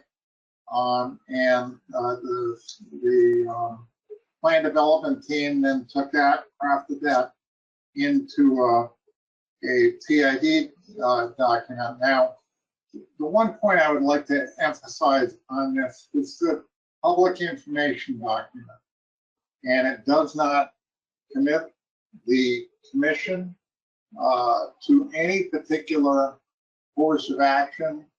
These types of documents are almost by their origin necessarily somewhat vague, at least, and don't get into all of the minutiae, because what we're doing is really looking for public input on the issue. So I would just factor that into your comments and suggestions. The only suggestions that I've heard, and I don't know whether I'm up to date on any suggested changes, but the state of Delaware has raised some concerns about the language in one of the sections. And when we get to that, I'm going to recognize John or anyone else from the Delaware delegation to comment on that, so that they can bring people up to speed on their concerns. I'm also aware that they have suggested and put forth some alternative language to modify that section in some manner.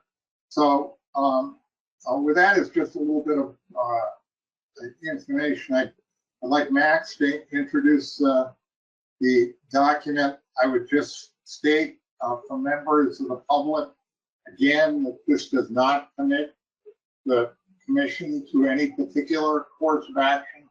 We would need to come back at the next meeting or a subsequent meeting and basically put together a prioritized list of issues that we want to fold into an amendment, keeping in mind that the last amendment was in 2003, and there's been significant changes both in the fishery and the science since then. So just factor that into your thinking. So Max, if you would you go through each of the issues, and I ask you to introduce, take it section by section, and that way we won't cobble together points on different sections. So we'll take the first item in the PID, and then I'll take questions, and then we'll move on to number 2. So Max? Thank you, Mr. Chair. Yeah, I think I follow, so I'll go one issue at a time and pause in between each issue to bring it back to the board. Is that correct? Yes. All right, thanks. I do want to first thank the plan development team for their work over the last 6 weeks or so. I mean, this was a pretty big task. Time was definitely not on our side. Luckily, we had 9 development team members, and it was great to have that many folks involved. Typically, we have about 5 or 6. Everyone was able to pitch in and write a piece of this and get this document done in time, but it definitely made it a challenge near the end to give the document a cohesive narrative, a single voice. But that said, I'm very impressed with how much ground this group covered in such a short amount of time. Just a reminder about the process, and Chairman already went over this a little bit, but the PID is really the first step here. It's a broad scoping document. It announces the Commission's intent to gather information on the striped bass resource and fishery, provides opportunity for the public to weigh in on which issues are important and identify any management alternatives.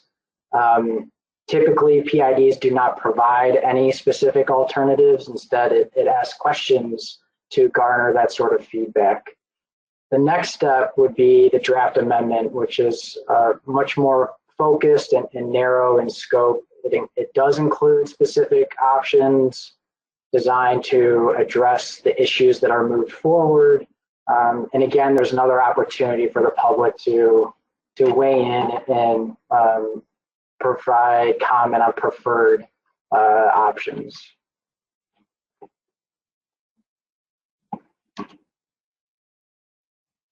So as far as the timeline up on the screen shows final action would occur this time next year. I recognize that to some board members, this might seem like an aggressive timeline. There actually is a bit of a buffer worked in here for the draft amendment phase. an extra board meeting to provide additional feedback to the development team. But this is sort of viewed as the shortest timeline to completion. Again, we're talking about approving the draft Amendment 7 PID for public comment today.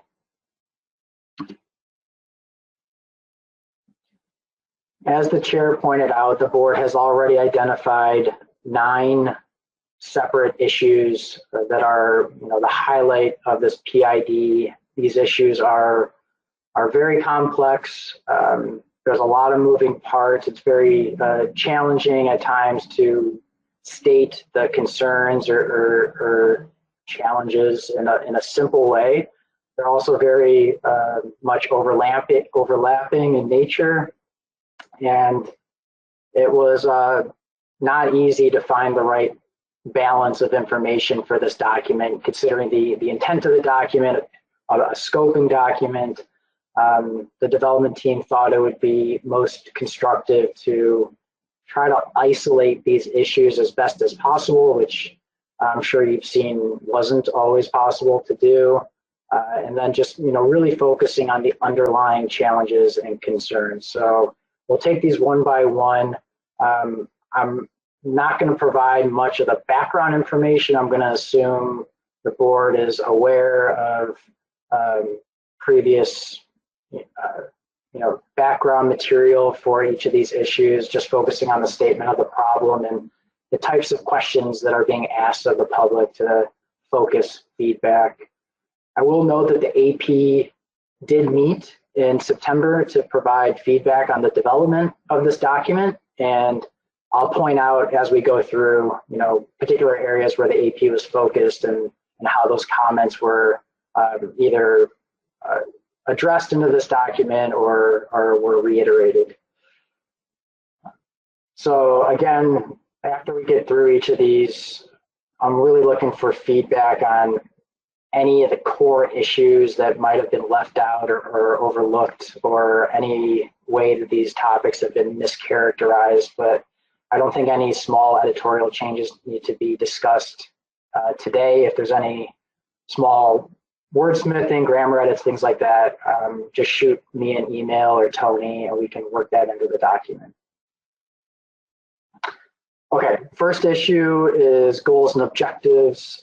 I think the general concerns and challenges here are fairly straightforward. As the chairman said, the last comprehensive amendment for striped bass was in 2003. The goals and objectives for this fishery are detailed in that amendment, Amendment 6. They're described in the PID. And so the general concern here is that these goals and objectives may be outdated, no longer reflecting the current needs and priorities of the fishery.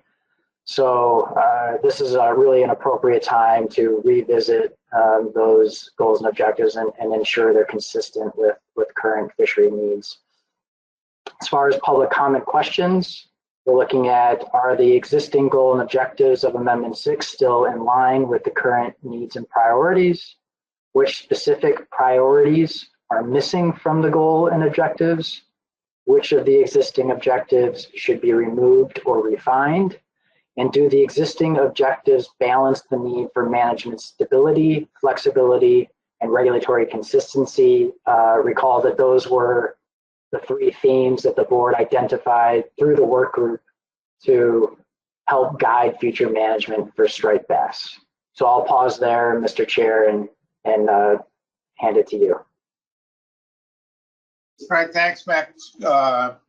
Questions for Max? Any questions? Any hands up? If not, we'll just assume that we won't make any changes to this.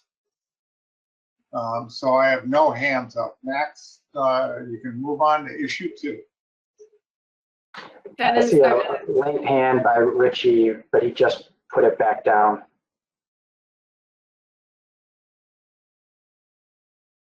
He just put it back down, so I guess I'll continue on to the next issue. So issue 2 is biological reference points. This was definitely a bigger topic for the development team, a tough one to approach. It's very closely tied to some of the other issues in the management document or in the PID, regional management in particular, also the management triggers, which are tied to the reference points. So the direction that the development team took with BRPs is really focused on metrics that Amendment 6 uses, as well as previous management documents have used to determine stock status, how overfishing and overfish status is defined. There's not much reference about the use of other fishing mortality rates to craft individual programs. That's reserved for the regional management section. So we're really focused on metrics used to determine stock status.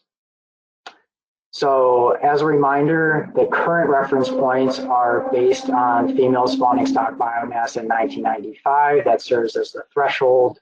The target biomass level is 125% of the threshold, and then the fishing mortality rate target and threshold are designed to achieve those SSB targets and thresholds over the long term.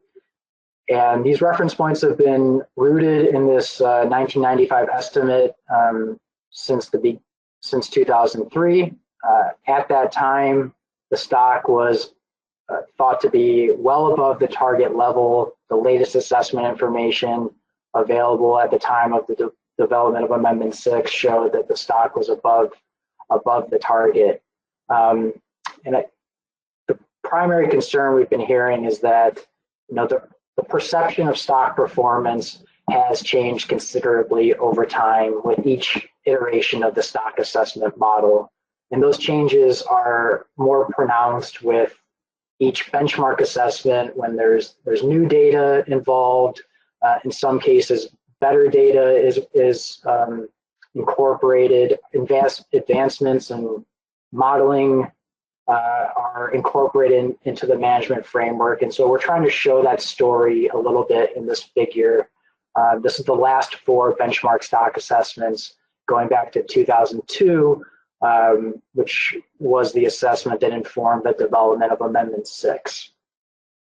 And so, the values of that 1995 value has changed over time, the magnitude of that value, the perception of where the stock was in 1995 relative to our current understanding of the reference points has all changed, and so raises the question of if this really is still an appropriate benchmark for the species. The PID then goes into the types of alternatives that are available to the board now versus down the road. We've heard a lot about this 2-stock model that was developed as part of the last benchmark assessment. One of the goals of that model is to develop stock-specific reference points for the Chesapeake Bay and for the ocean region, which includes the other stock components. But that model is not available for management use right now. It did not pass peer review. There's still under development, and the SAS and the TC will continue to work on that model, but it's not ready for management use at the moment. Unfortunately, model-based reference points aren't really available to the board right now either. The current assessment model produces unreliable estimates for SPR, although there was some evidence with the 2-stock model that could work there, but again, the 2-stock model is not available. So the board is somewhat limited to other empirical-based reference points for the near term. Is there a better reference year other than 1995? Is there a better buffer for the target, something other than 25%? Or is there some entirely different empirical approach that the board should consider, which brings me into the public comment questions. Is the 1995 estimate still appropriate? Is there a better empirical reference year or approach that should be considered? Is there a different buffer that should be considered for the target? Should the board continue to prioritize development of model-based reference points or stock-specific reference points? And lastly, what stock characteristics should the BRPs attempt to achieve? And that is all I have for reference points, Mr. Chair. All right, thank you, Max. Questions? Anyone? Mike Luisi. Yeah, thank you, Mr. Chairman. Not necessarily a question, but just maybe a suggestion. You know, Max, in the document, there's a reference to a possible adjustment to reference points. I think the example you used was based on, 1993 being set as the threshold rather than 1995. And I wonder if there's maybe another example that you could consider adding, which would be, instead of starting at the threshold and working up to the target, perhaps you start at a level for which the public wants to see the target set and come up with a different strategy on where that threshold might fall based on some other formula or some other calculation based on where the target would begin. As an example, if you set the target and then, one half of the target would be considered the threshold as in other fisheries, maybe that is just something to think about. Maybe it could be another example to put into the document to give people a little bit more to stew on. That's all. Thank you. Thanks, Mike. I've got John Clark. Thank you, Mr. Chair. Thank you, Max. I'm glad you had that graph up there showing how the perception of SSB as determined by the reference points has changed over time. During the early 2000s, the general consensus was that the striped bass population was at a historic high. And yet, as that SSB graph shows, going by the reference points, it went from being well above the target to above the target to under the latest assessment. During that period where the stock was just huge, it didn't even reach the target. So if there was just a sentence in there just to kind of put that into perspective, how that changes, I think it might be helpful to the public to help them understand how these reference points affect our perception of the stock and how they change with different assessments. Thanks. Thanks, John. Anyone object to doing that? And what I would suggest for simplicity's sake is that we put together a list of these types of perfections and then kind of circulate them to make sure they're reflective of the comments that the board members have made. So any objections to that? I see Adam Nowalski. Adam, you want to object?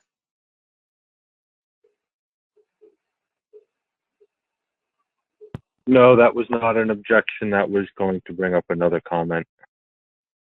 Okay, so I have no objections to that. So the staff will add that to the list and kind of circulate that following this discussion. Adam, you're up. Yeah, thanks. Was wondering what staff's thoughts were about being able to take this figure 2 that talks about the F and being able to elaborate in a little bit more detail in the document about the contributions of discards more recently. I know we've got discussion in here about discards in other places, but specifically with regards to the F here, clearly we think we know that a large contribution of the recent F is coming from discards, and I'm just thinking it might be appropriate to either try to break that down as part of F here or at least allude to it, even though I know we've got more of a discussion about release mortality later in the document. Thanks. Yeah, thanks, Adam. I was trying to highlight that in the beginning, that the PDT really tried to isolate these issues as best as possible. I think the general magnitude of release mortality is discussed at length under that section. I think we made an effort to isolate that and just focus on what the reference points are, and how they're used, and how they've been used, and some other examples of reference points for this section. Adam, would it be all right to include that when we get to the release mortality section? Would that satisfy your suggestion?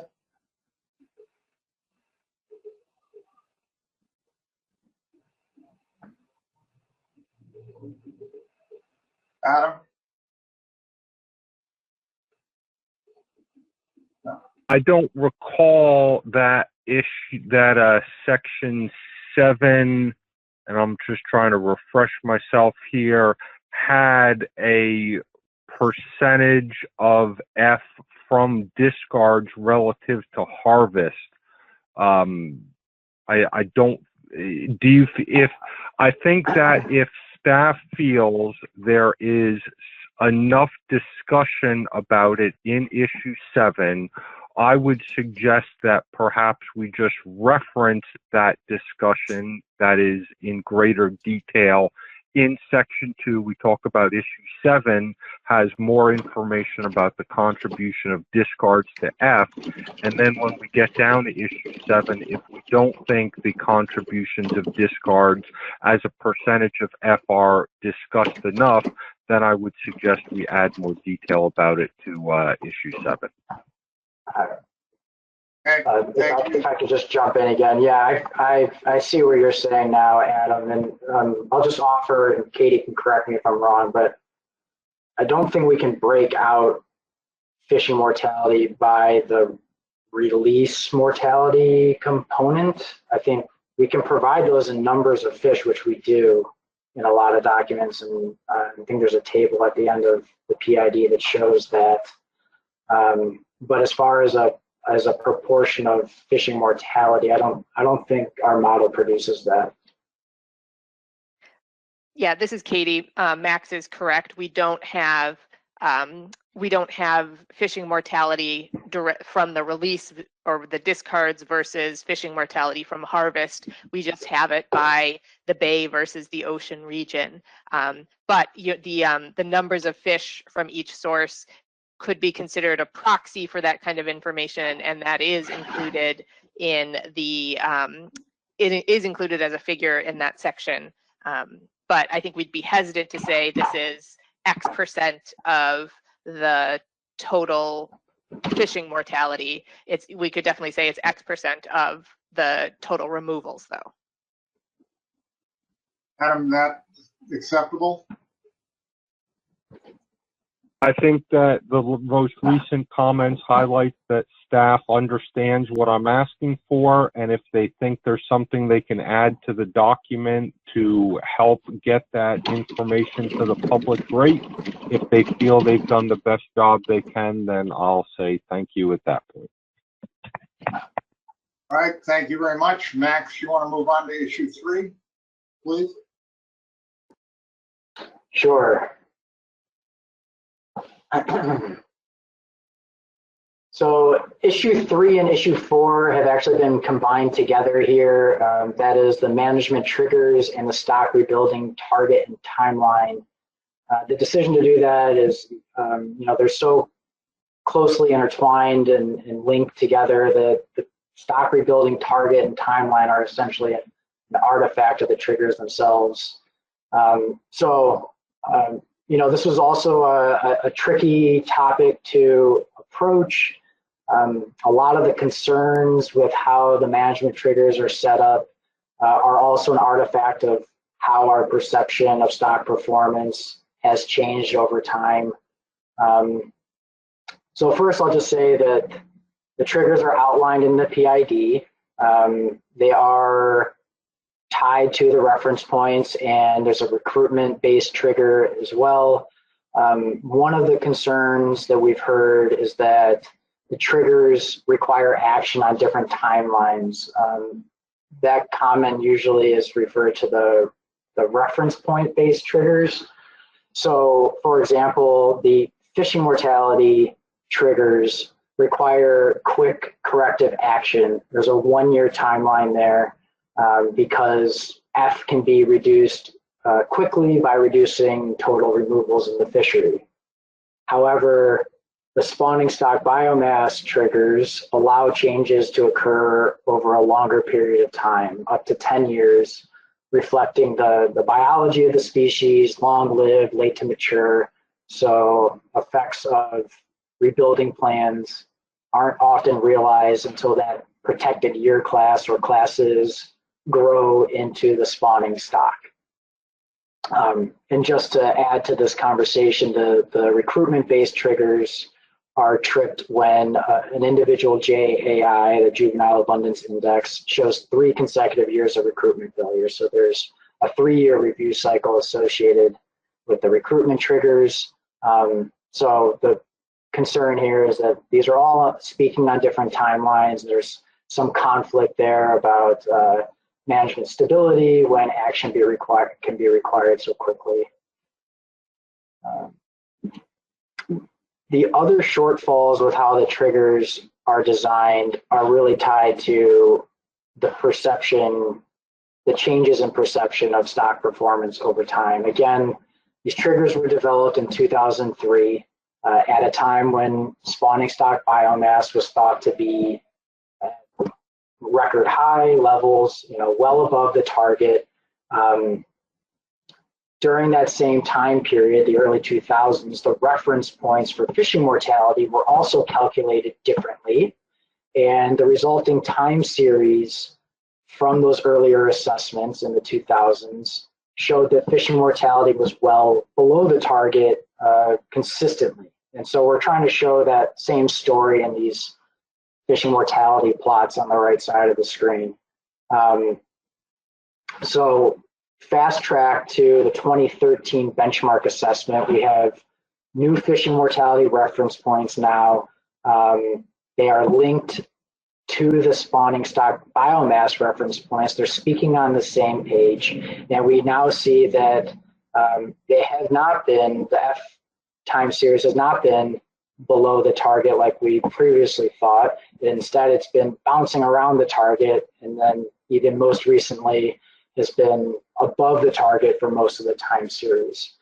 So since 2013, or I should say from the initial years of Amendment 6 until 2013, the amendment was sort of coasting along and these triggers were never tripped. But now with our new understanding of stock performance, our new understanding of where the fishing mortality rate has been relative to the reference points, we're in this period where there is a constant need for action. To that end, the board is sometimes criticized for reacting off of this variable single point estimate of fishing mortality, knowing that that is a variable estimate and still responding off of a single point estimate there. And then, also not allowing enough time for the stock to respond to the most recent actions. And then this other bullet up on the screen, this was raised by a few advisory panel members, really keen on the period of variable but below average recruitment that the stock experienced in the late 2000s or early 2000s,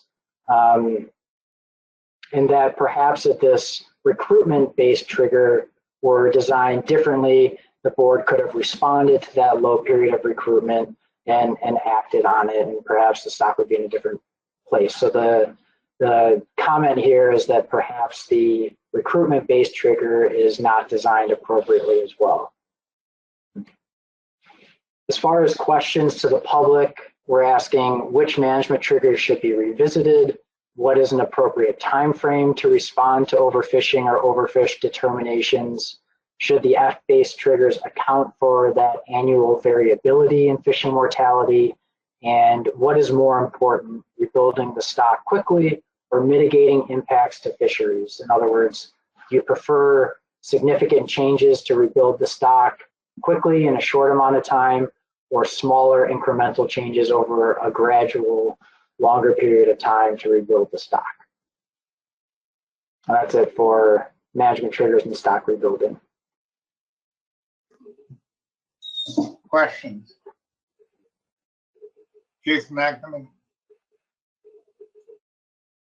Thanks, Mr. Chair. I wonder if an additional question might be appropriate, and that is, are triggers needed if the assessment is being done every 2 years? You know, if there were big gaps between runs of the assessment, I understand the desire to have these triggers. I do agree with, you know, the review team and the comments that you made, Max, that they're hard to pick. You know, you want to strike a balance between having something that's constantly triggered and something that never gets triggered. And it's hard. We did this with Menhaden for years. So I don't know. I wonder if adding a question that, you know, asks about the need for triggers, given that I think the assessment's getting done like every 2 years at this point or something like that. So I guess you could check me on that comment, how often the assessment's getting done, and then the rest of it kind of falls from that. Max or Katie, do you want to comment on the assessment schedule?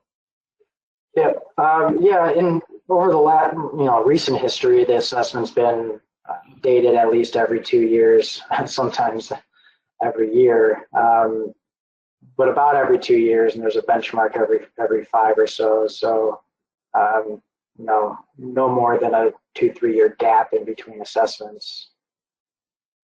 I think that's a fair question to add, definitely. I should have mentioned that these triggers are not just associated with the reference point thresholds, but also the targets and thresholds. So for those that aren't familiar with the triggers, they are tied to targets and thresholds. So I think that's a fair question. Right.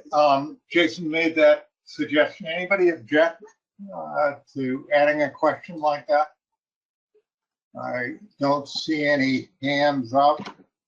So other points on this section before I move on? There are no hands up. So let's move on to section 5. Sure.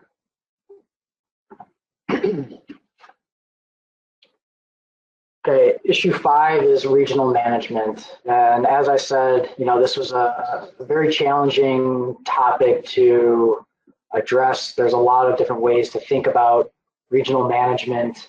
The concepts there overlap with other issues in the document, like reference points, conservation equivalency, and recreational accountability, which we'll get into later in the document. All of those topics, issues, have questions about being done coastwide or at the regional level.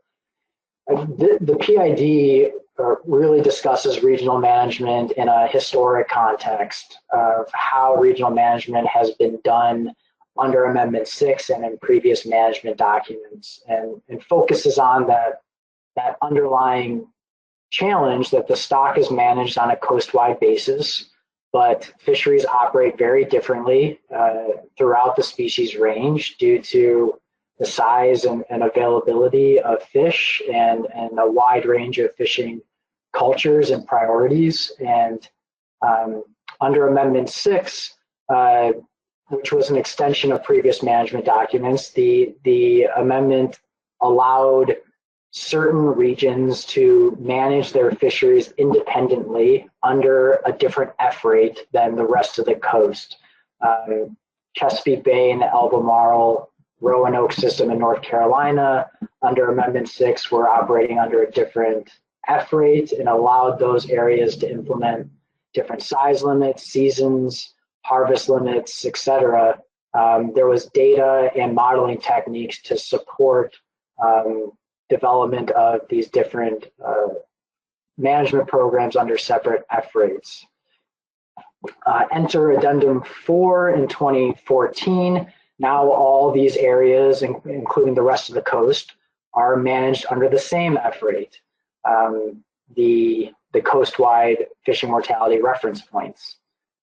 So we're now back to this coast-wide management framework, and there's, again, the PID talks about the two-stock model that's under development, brings that back into discussion here. One of the intended goals of that model is to develop separate F rates for the Chesapeake Bay stock and the ocean region, which includes all those other stock components. But again, that model is not available for management use. That said, there are assessment tools available for the board to use now to pursue separate management programs for Chesapeake Bay and the ocean region. The current stock assessment model does model removals into two separate fleets, the Chesapeake Bay and the ocean region. And although the F reference points would still be set for the entire coast-wide complex, the board could allocate this total F to those two regions. And in a way, the board is already doing this, however, implicitly. The current management programs, if, for example, if you think about the measures that are in place in Chesapeake Bay, we'll call that the Bay program. That produces a certain level of fishing mortality or proportion of the total mortality. So the board could determine what that proportion of total mortality should be, and then you would work backwards to craft a management program that achieves that allocation of F. And of course, that raises other questions about, what is the appropriate allocation of F between the two regions, and how would accountability for that sort of management framework look, which brings us into some of the public comment questions. Should separate regional management programs be pursued for the Chesapeake Bay and the ocean region? Again, those are the tools that are available now. If so, how should the board determine the appropriate allocation of fishing mortality between these regions? And 3, should development of similar assessment tools be prioritized to support regional management for other areas of the coast, essentially exploring adding new fleets, other fleets to the current model. And there's also an implication here to ask if there's, to continue working on the two-stock model. And that's it for regional management, Mr. Chair. Questions? Anyone have a question for Max? I've got John Clark. John? Thank you, Mr. Chair. Just because it's an issue that will come up under several of these things. When you talk about regional management, if it could just be made a little more clear that we don't see Delaware Bay as part of a Delaware Bay Hudson complex. I understand for the two fleet model, but if it could just be made clearer that regional management could be expanded to include, going back to the terminology of Amendment 5, producer areas such as the Delaware.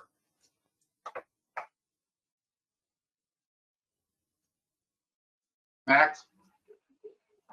Yeah, thanks, John. And I know this is definitely a part of the other concerns Delaware's had with this document. I just wanted to, reiterate that the development team really tried to focus on the way different F rates were used to manage particular regions, and then highlighting similar tools that are available to the board now versus, I'll call them research priorities to create those similar assessment tools to support the development of regional management programs for other areas like Delaware, like the Delaware Bay system, for example. So I think this section does a good job of isolating that out.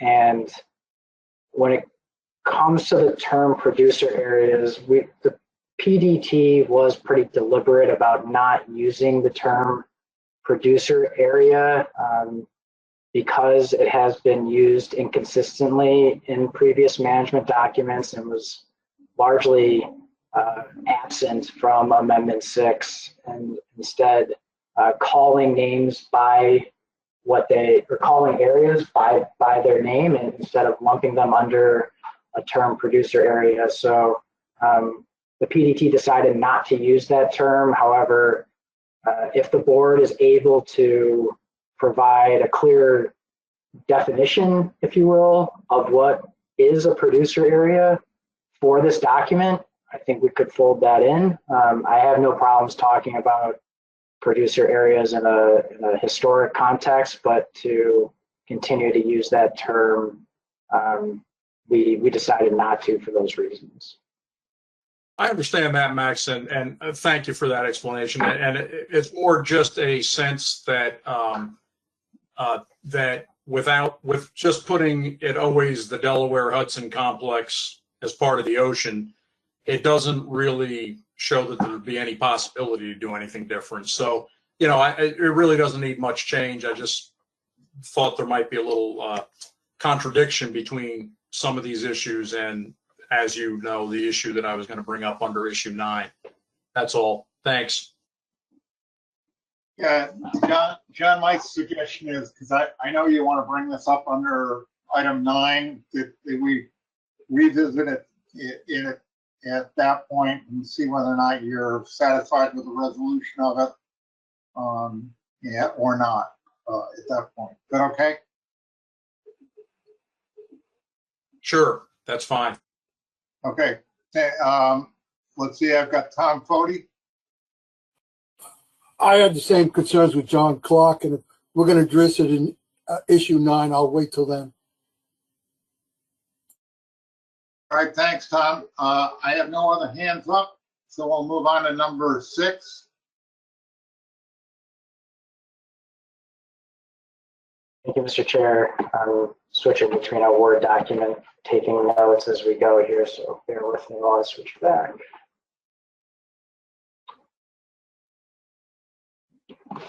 Okay. Next issue, conservation equivalency, another challenging topic, as you all are aware.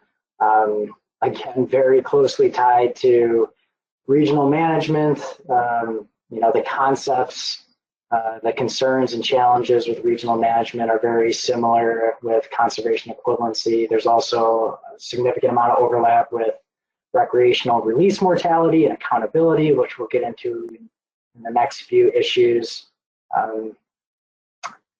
Conservation equivalent CE has received a lot of attention lately, as we know, particularly following the Addendum 4 process in Chesapeake Bay, and then most recently with the Addendum 6 process. As I mentioned, you know, striped bass are managed on a coast-wide basis. However, we know fisheries operate very differently throughout the range. And it makes it very hard to develop these one-size-fits-all measures for the entire fishery.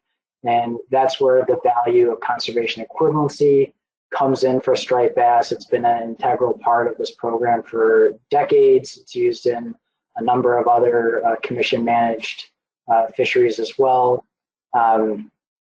The general intent and application of CE is detailed in the Commission's CE guidance document and policy document. As a reminder, as far as process, states are required to develop a proposal that details how the proposed measures are equivalent to the standards in the FMP. That proposal is then submitted for technical review.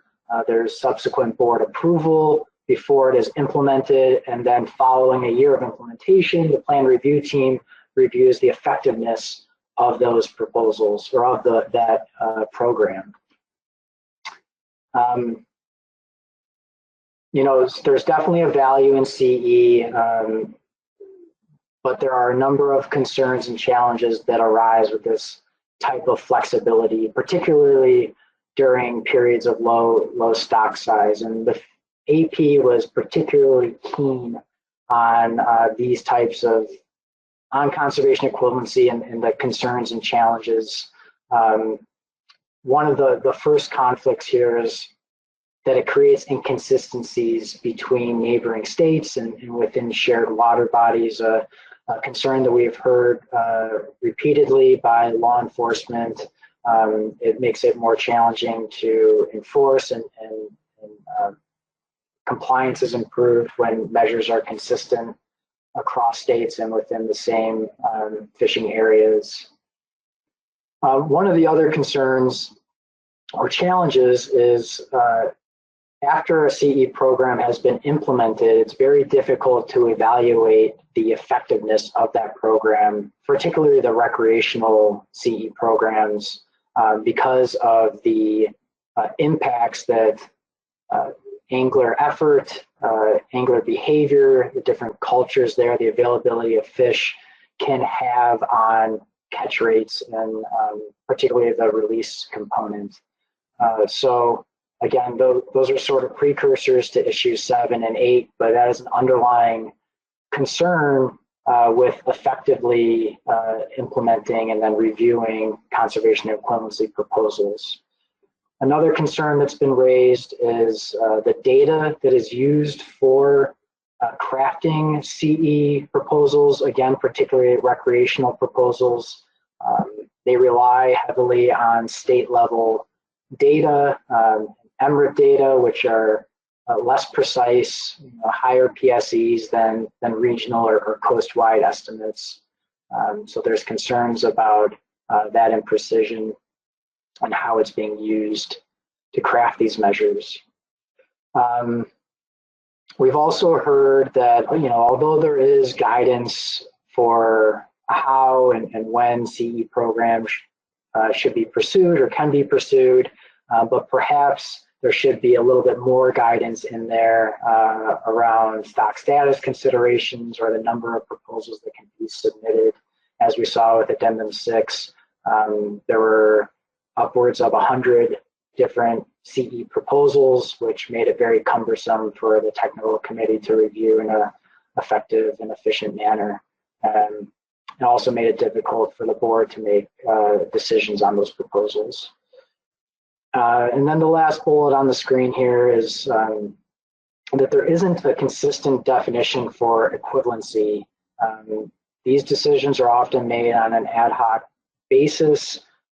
As we saw with Addendum 6, the coast-wide measures were designed to achieve an 18% reduction collectively along the coast. We know that states were going to feel different impacts. However, the board decided to allow conservation equivalency as long as the state could show an 18% reduction at the state level, which may not be equal to the reduction it would have achieved under the coast-wide measure. So that leads into some of the questions here. Should CE be part of the striped bass FMP? Should the board restrict the use of CE based on stock status information, based on data usage, or the differences in regulations across neighboring states? Should more quantitatively rigorous and clearly defined data requirements for proposals be required? Should the board provide a strict definition for equivalency, a consistent definition? And should there be limitations to how many CE proposals a state can submit? And I'll pause there, Mr. Chair. Thanks, Max. Tom Foti, your hand's still up. And I've got John McMurray. Tom first, then John. Yeah, people forget that one of the reasons we started using CE because what happened was disproportionately affecting different states in a different way with rules and regulations. And we used summer flounder as a perfect example. When we implemented the summer flounder plan originally, the southern states were taking all kinds of restriction and all kinds of reduction, and states like New Jersey, New York, Massachusetts, Connecticut, and Rhode Island were really doing nothing because we were riding on the backs of the conservation of the southern states. And I've always objected to that over the years. And on striped bass, when we looked at what the reduction was, some states were only taking a small reduction, and they were riding on the backs of other states that were taking a drastic reduction in the fisheries in their states. And conservation equivalency was basically to allow a state to take the reduction that other states were supposed to take during the reduction and didn't take. I mean, if we just put in, it says every state has to reduce their catch by 18%, they catch to do this, that would be uniform regulation, but that's not what the board does. The board puts a coast-wide regulation in that basically affects each state differently. And some states taking a 25 or 40 or 50% reduction, while other states take a minute reduction. Now, that's not fair and equitable either, and that's why conservation equivalency was put in, to basically ride over those points. And I'll leave it at that. Tom, this is just a question to you. Are you satisfied with this list of questions? Does that? I think we need to put a history of why conservation equivalency was put in the first place to basically address these kinds of problems. When we look at one state and they're taking a 50% reduction in the state next to them because of different regulations, because of the impacts on their fishery, is only taking a 10%. Now, that's not fair, and that's not how we should be regulating. If we're all going to take 18% reduction, then that's fine. Everybody takes an 18% reduction, not one state taking a 25%, some states taking 3%. And that needs to be addressed in here and put out as one of the reasons why you use conservation equivalency.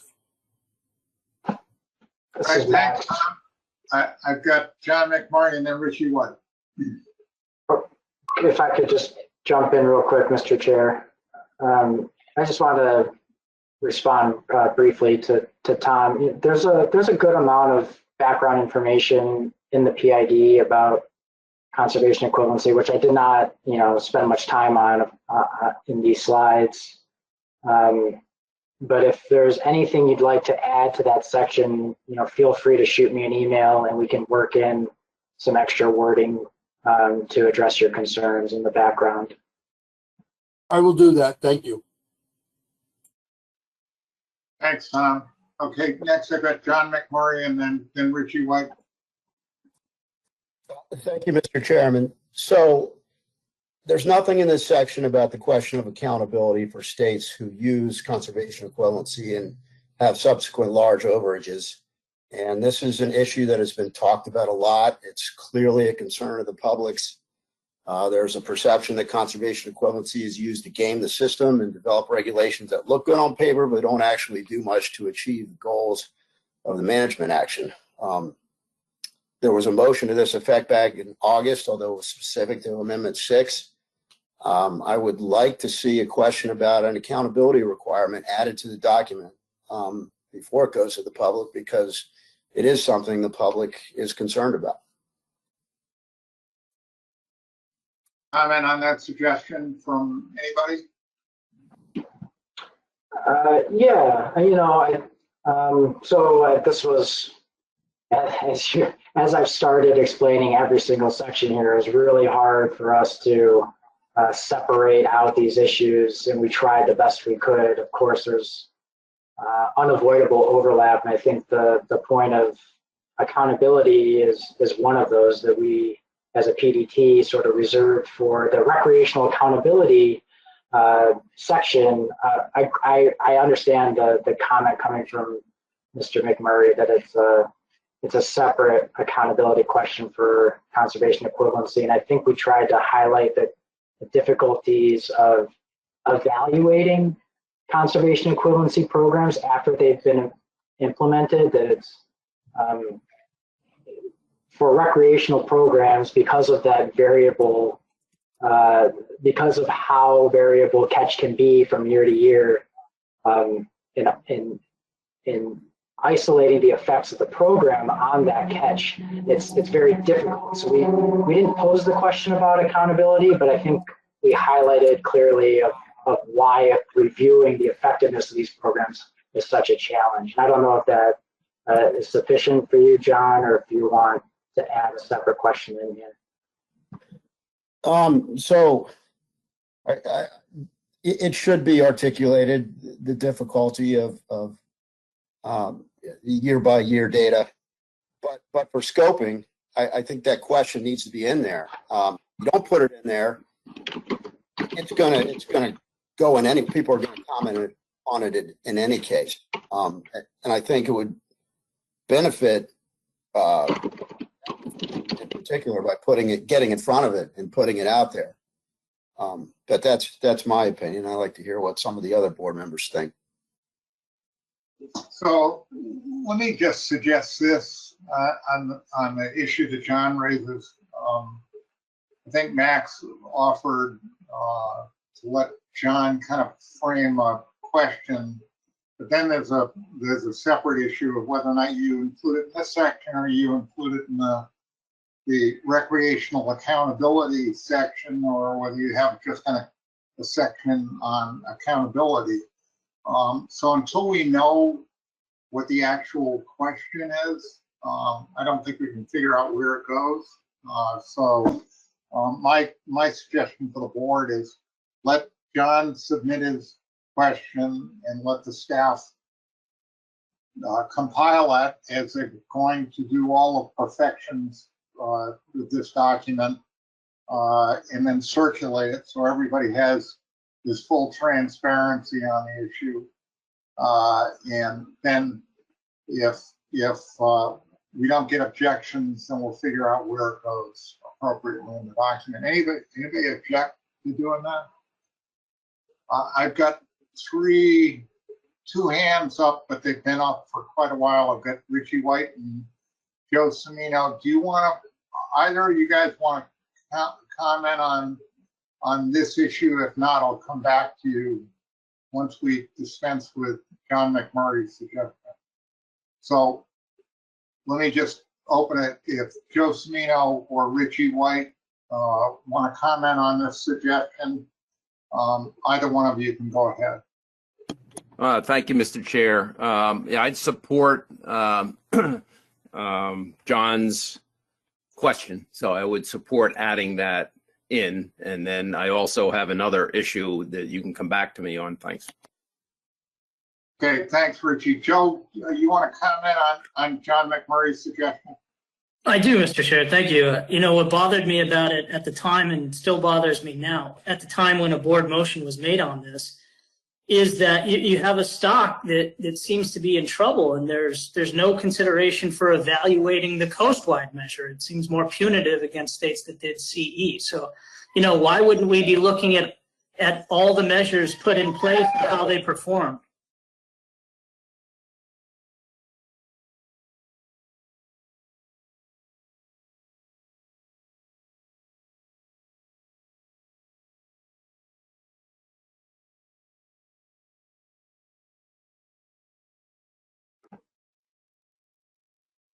David, I don't know if you're talking, but you're muted.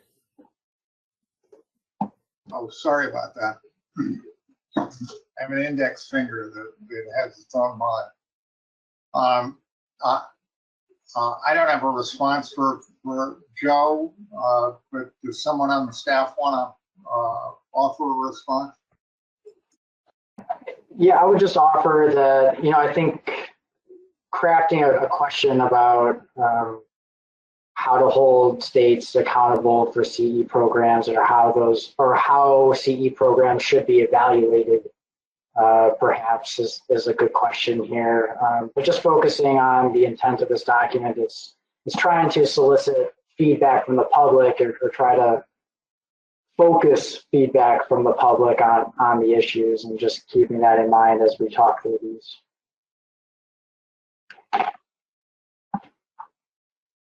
Let me just go back to what I suggested before. We basically allow John John's heard this discussion. You've had a couple of positive comments on it. let John work with the others that have commented positively on it, frame a question, whether it's a narrow question or a broad question, and send it to the staff, and then I'd like the staff to circulate it to the commission so we all get comments on it. Any objections to doing that? Okay, so I want to go back to Richie White, who has another point to make on this issue. Thank you, Mr. Chair. Yeah, I'd like to add an additional question in, and adding this because I believe we're going to hear a lot of public input to do away with conservation equivalency. And I think there is a need for it, but I think it needs to be reined in substantially. So the question I would add, and I had trouble with the wording, and I'll explain what I'm trying to accomplish because I'm not sure. Even had Megan Ware help me because I just couldn't come up with the right terminology. But it would be, should the board limit conservation equivalency to unique ecological areas? And what I'm trying to accomplish is what conservation equivalency was years ago, which has morphed substantially in recent years, was an example of when striped bass started to recover. Maine had a lot of small fish, but they didn't have large fish. So they did a conservation equivalency to do a slot limit of smaller fish. And they took a season to accommodate that. Another conservation equivalency I remember was Maryland anglers not having access to large fish. So they asked for a short season on the spawning grounds of larger fish, and it was limited to an exact number of fish. So when they had tags and when those fish were caught, the season was shut down. So I think those are what historically conservation equivalency has been, and it's only in recent times that states are looking to on the coast, on the coastal regulations, is to find a way for their anglers to harvest more fish. And in the past, early on, we would have a coastal regulation, and it would be for all states. All states would have the same coastal regulation, and that's how we manage striped bass. We didn't manage striped bass on an individual state, on what their mortality rate that individual state was creating. So I would like to have that question added if possible, because I think the public might accept that as opposed to eliminating all conservation equivalencies, which I believe we're going to hear in a strong voice. Richie, are you offering to work with the staff and kind of frame that question and then circulate it to the board? Yes, absolutely, because there may be better wordage that describes what I'm trying to accomplish. All right, does anybody object to that? Okay, seeing no objections, I've got a couple of additional hands up on this point. I've got Adam Nowalski and Chris Betsavit. Thanks. So I know there's going to be a lot of conversation from the public about this. In the vein of the last few speakers and the question that John's going to look to put together, Joe's comments, concerns about the question, staff doing the work, and in going through this section, I get the sense from reading this section, and I think we know that we're asking about conservation equivalency because there are concerns that conservation equivalency has a negative impact on the stock. But Joe brought up the point that in some instances, the coastwide measure that was implemented in individual states actually performed worse than the CE. So if John's going to develop a question, staff's going to take a look at it. One of the things I'll be looking for, so I'll ask in advance for John to give consideration to it, as well as staff to think about how they would address it, and or by adding a couple of sentences to this document that explicitly highlight that CE regulations do not necessarily mean that they perform worse. And in some cases, states have performed worse relative to a reduction or a liberalization that was allowed or a reduction required than CE regulations did in other states. So that would be my request. I don't see that in this right now. If we added nothing else, I would ask for some addition to this that does identify that CE proposals don't always perform worse. And if that's implemented in conjunction with John's additional question, then I'm fine with that also. Adam, do you want to work with the staff on that language?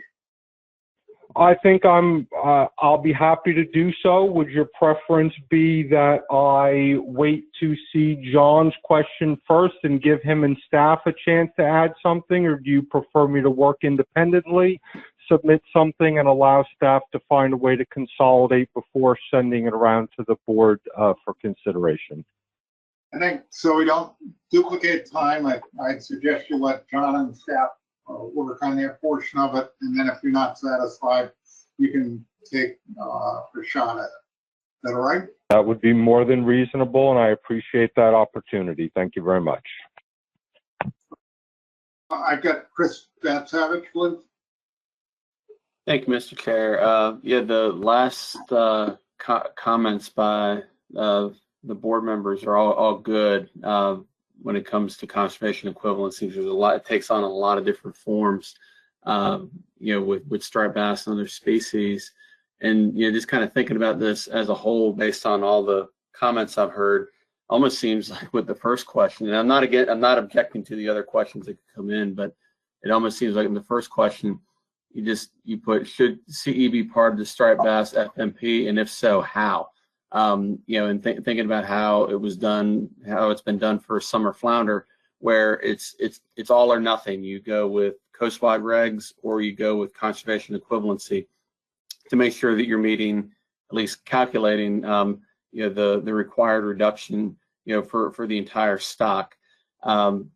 Or if you go with conservation equivalency, with the data limitations listed in some of these other questions, should there be some sort of, I guess, management uncertainty buffer added to those proposals, where if you need a 20% reduction, you go 25, and I think we've done that on an ad hoc basis with conservation equivalency proposals with summer flounder in the past. Again, not sure how that fits into all of this, but just thinking about all the years that myself and others have dealt with summer flounder conservation equivalency and how this and what we're dealing with now, just wondering if that might be another way of getting input from the public. Thanks. Thanks, Chris. I've got Justin Davis, and then I have no other hands beyond that. Justin. Thank you, Mr. Chairman. And I apologize for dragging out this discussion, but I did want to make 2 quick points. One was that while I agree with Adam's suggestion of adding that component to the discussion about conservation equivalent regulations not always necessarily leading to an undermining of conservation goals, I fully appreciate that and think that's true. I do think there are other concerns with conservation equivalency beyond just that sort of perception. Conservation equivalency can lead to greater difference in regulations between neighboring states, which creates enforcement challenges and, challenges for our anglers. I think also states having different regulations undermines sort of public understanding and trust in how we're managing the stock. So I think, while I definitely support Adam's suggestion, I would not support framing the argument as the only concern with conservation equivalency is that the regs developed under conservation equivalency don't perform as well as the coastwide reg. I also just wanted to push back real quickly on the idea that was advanced earlier that the goal of conservation equivalency is to find a way for every state to take an equivalent percent or proportional reduction under a coastwide management scheme. I don't think that's the intent of conservation equivalency in this FMP. The intent of conservation equivalency is to allow states to tailor their regulations to achieve a similar or the same, level of reduction in harvest, but that doesn't necessarily mean that every state then ends up taking the same percent reduction. That's not a characteristic of the coastwide management scheme. So just wanted to throw those ideas out there. Thank you.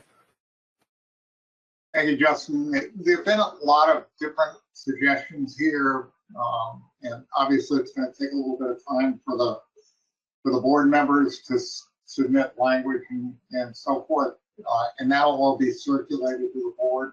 So my suggestion is anybody that wants to comment on this section that hasn't spoken, if you want to submit some additional comments on it, please try to keep them brief and to the point and submit it to the staff, and the staff will try to factor that into the points that have been made, or at least consider those points to see whether or not we can wordsmith it to address some of these concerns. So do I have any other hands up on this issue? If not, I'm going to move on. The next issue is 7. Max? Thank you, Mr. Chair. Let me just shift gears here again.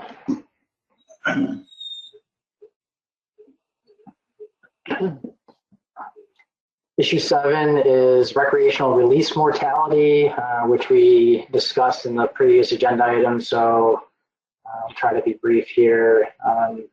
Again, getting a lot of attention coming out of the 2018 benchmark, showing that the catch and release fishery does contribute a significant amount of mortality to total mortality, and that's essentially an artifact of this fishery being predominantly recreational, and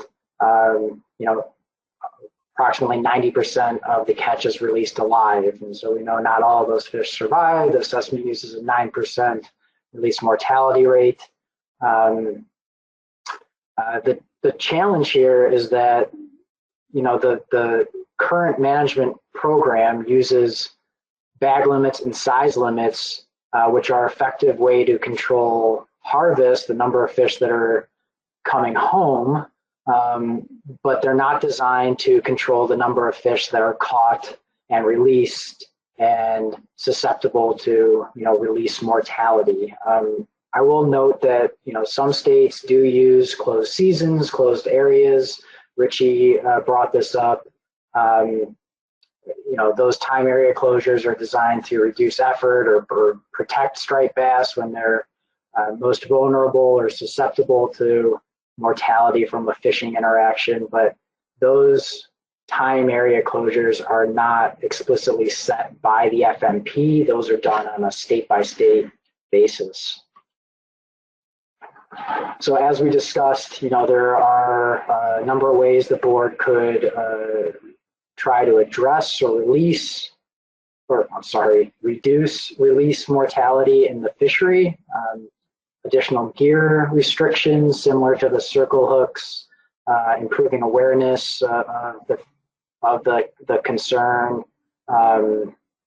angler education. These types of efforts are targeting, reducing the rate at which fish die after being released, or to focus on effort controls, season closures, area closures to reduce the number of striped bass trips that are interacting with striped bass. So reducing the number of fish that are released. Of course, there is a value in the catch and release fishery. We've been talking about it a lot. There's not much quantitative data out there, which the AP was very focused on, trying to come up with some economics on the catch and release component. We know that there is some data out there on the recreational component as a whole, but the value of the catch and release sector, if you will. There's not much quantitative information out there on the perceived value there. But, with that aside, talking about mortality to the stock, it doesn't really matter what that source of fishing mortality is, whether it's harvest or release mortality, as long as overall mortality is sustainable. So it really comes down to what is the acceptable level of release mortality for this stock, which is ultimately a management decision and should reflect the objectives of the fishery. How important are high catch rates? How important is harvest in this fishery?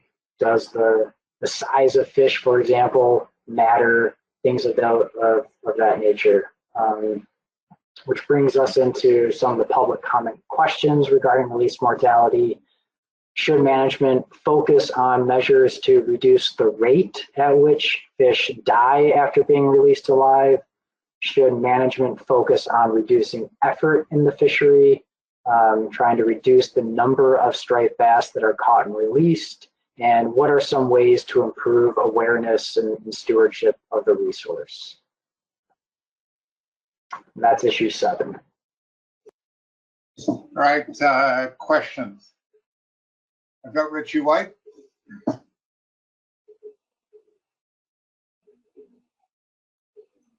Richie? Yep. Sorry. Yeah, I'm sorry I didn't get mute. You probably had yourself, you probably inherited my index. I did. I caught it.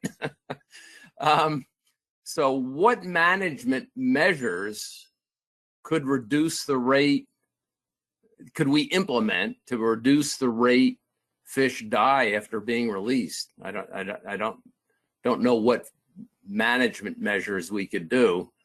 And secondly, the question about should management focus on reducing effort in the fishery in order to reduce total numbers of striped bass caught and released, that added to that should be seasonal closures, because that's the only way you're going to reduce, is to stop people from fishing. So people should know, and they're answering that question, what the only option is to achieve that. Thank you. So, thanks, Richie. Richie, you suggesting in the second point that we simply put add a few words to the end of that. For instance, implement seasonal closure. Is that all you're recommending? Yes, Okay. I don't see any other, I mean, unless there's something else that I'm missing, I don't think there's anything else that's going to reduce that. Okay, Max, on the first point then? Yeah.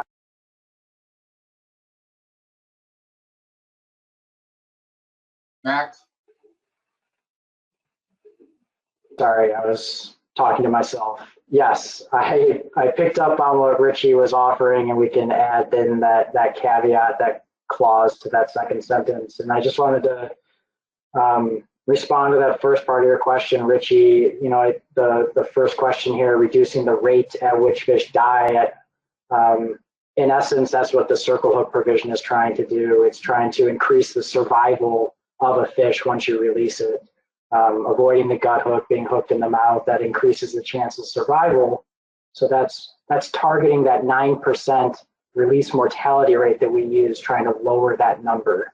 And so similar actions to that, other gear restrictions, improving awareness, promoting good fish handling techniques. Those are all actions that can increase the survival of a fish once you release it. Richie, have you got a follow? Well, I mean, I guess we're asking a question, but we've already implemented circle hooks. So I guess I'm not sure what other measures we can take other than education. And we're doing, the last question does that. So I'm just not sure what there is in that first question that we could get anything from the public that would be helpful.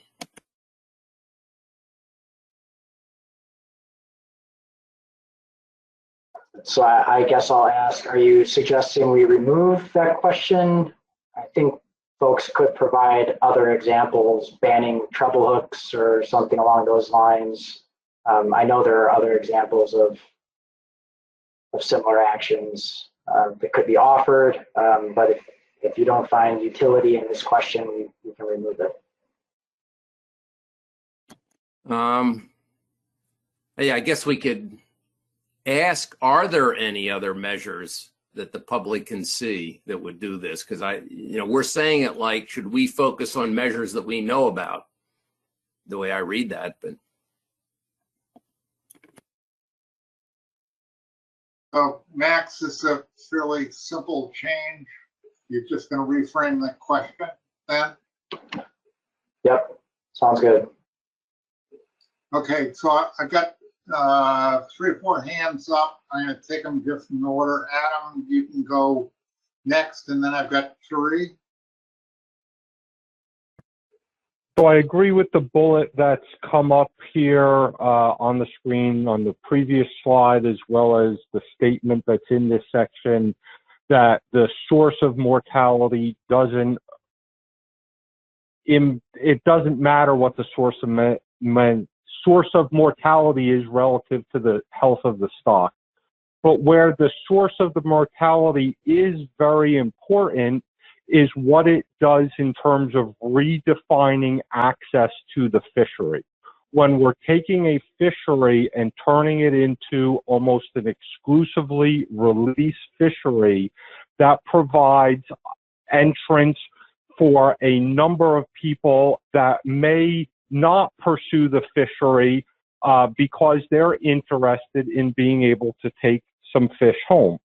So I'm wondering if this is the right place to be asking the question specifically about what are the impacts of increased release mortality through discards on the shape of the fishery in terms of participation would be how I would phrase that question, or if staff and the board thinks there's a better way or better place to encompass that question about what release mortality is doing in shaping the fishery and affecting participation.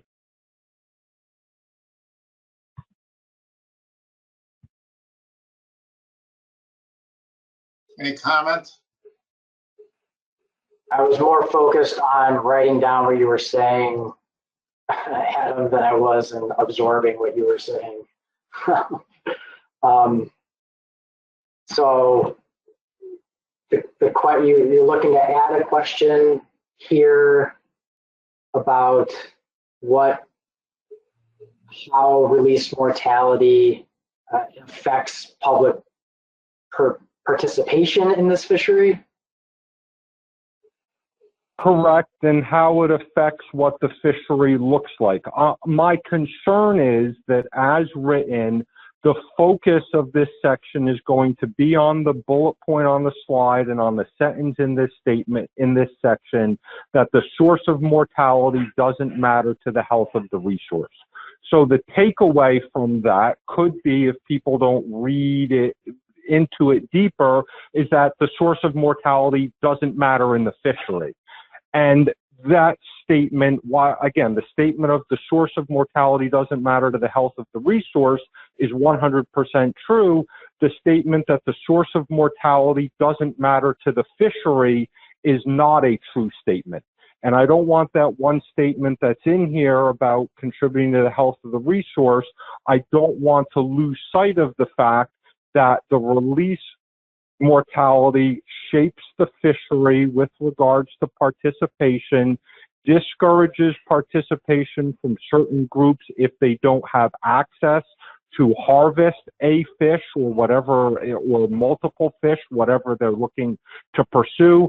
And I think that's important. And again, that sentence about just jumped out at me as needing to reinforce the fact that the discards, the source of mortality doesn't matter to the resource, but it matters a whole bunch to the fishery. Roger that. Point let me, taken.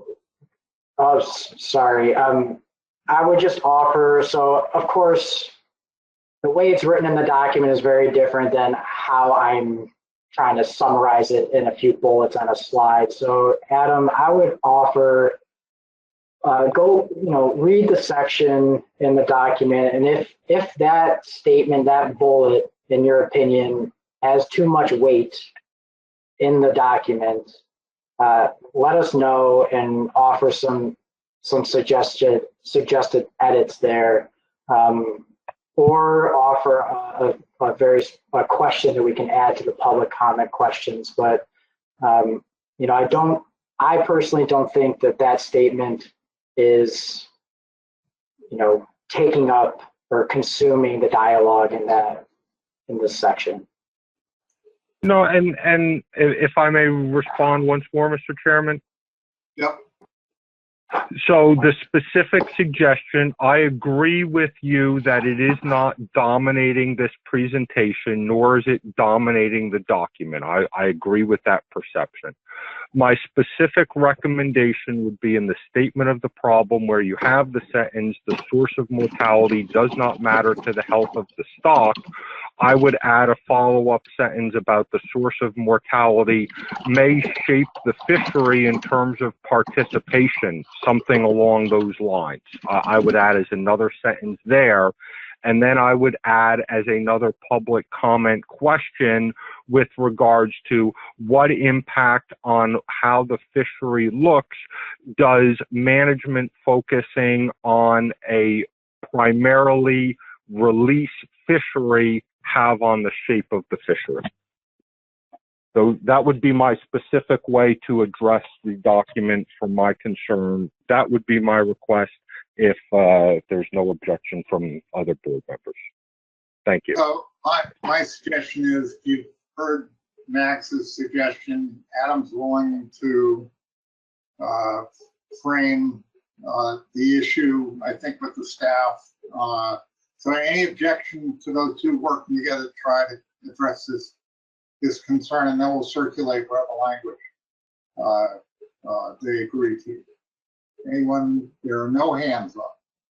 Okay, so Adam, you've got another task to work on. I embrace it. Thank you very much. Next first on the list, Roy Miller.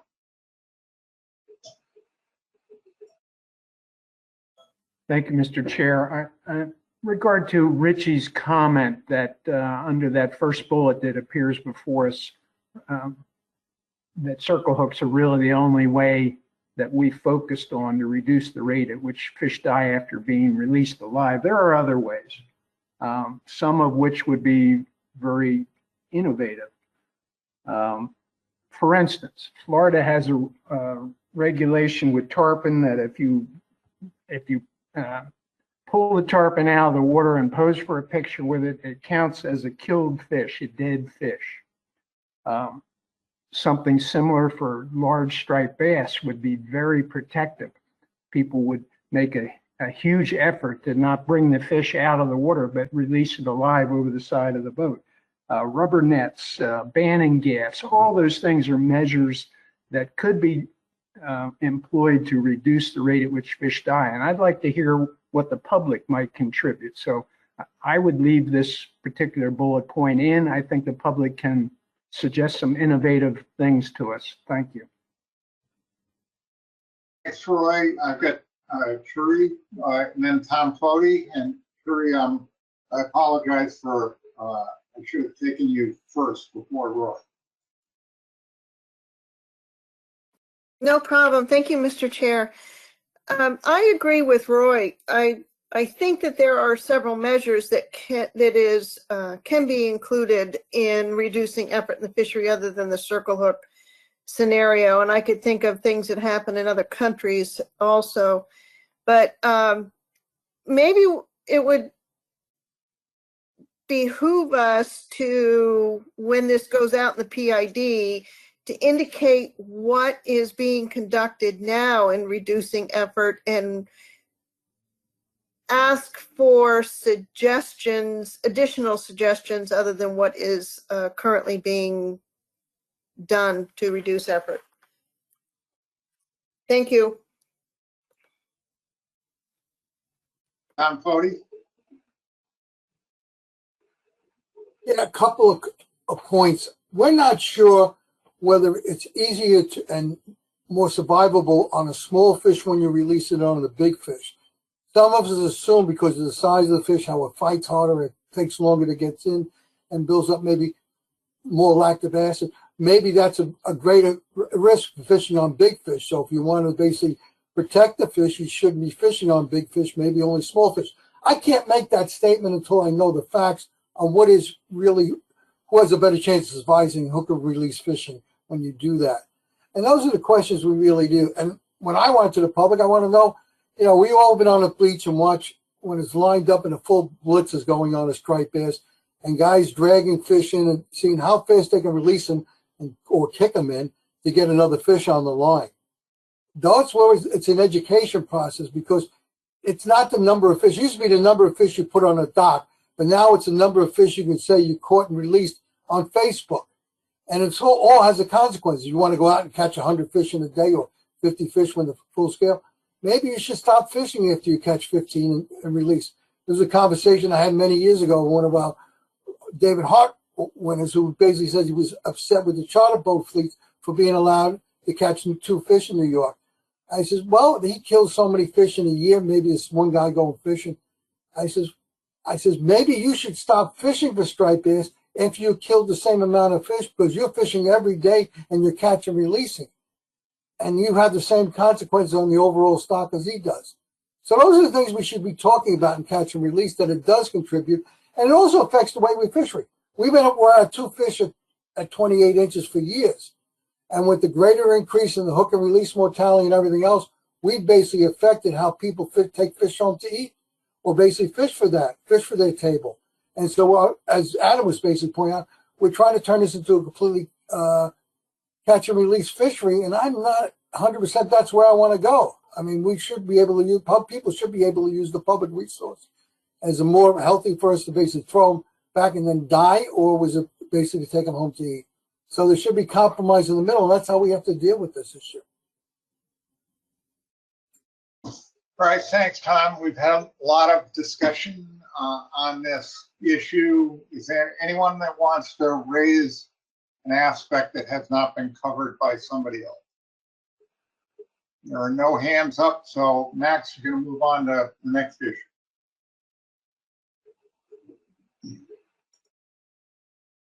Thank you, Mr. Chair.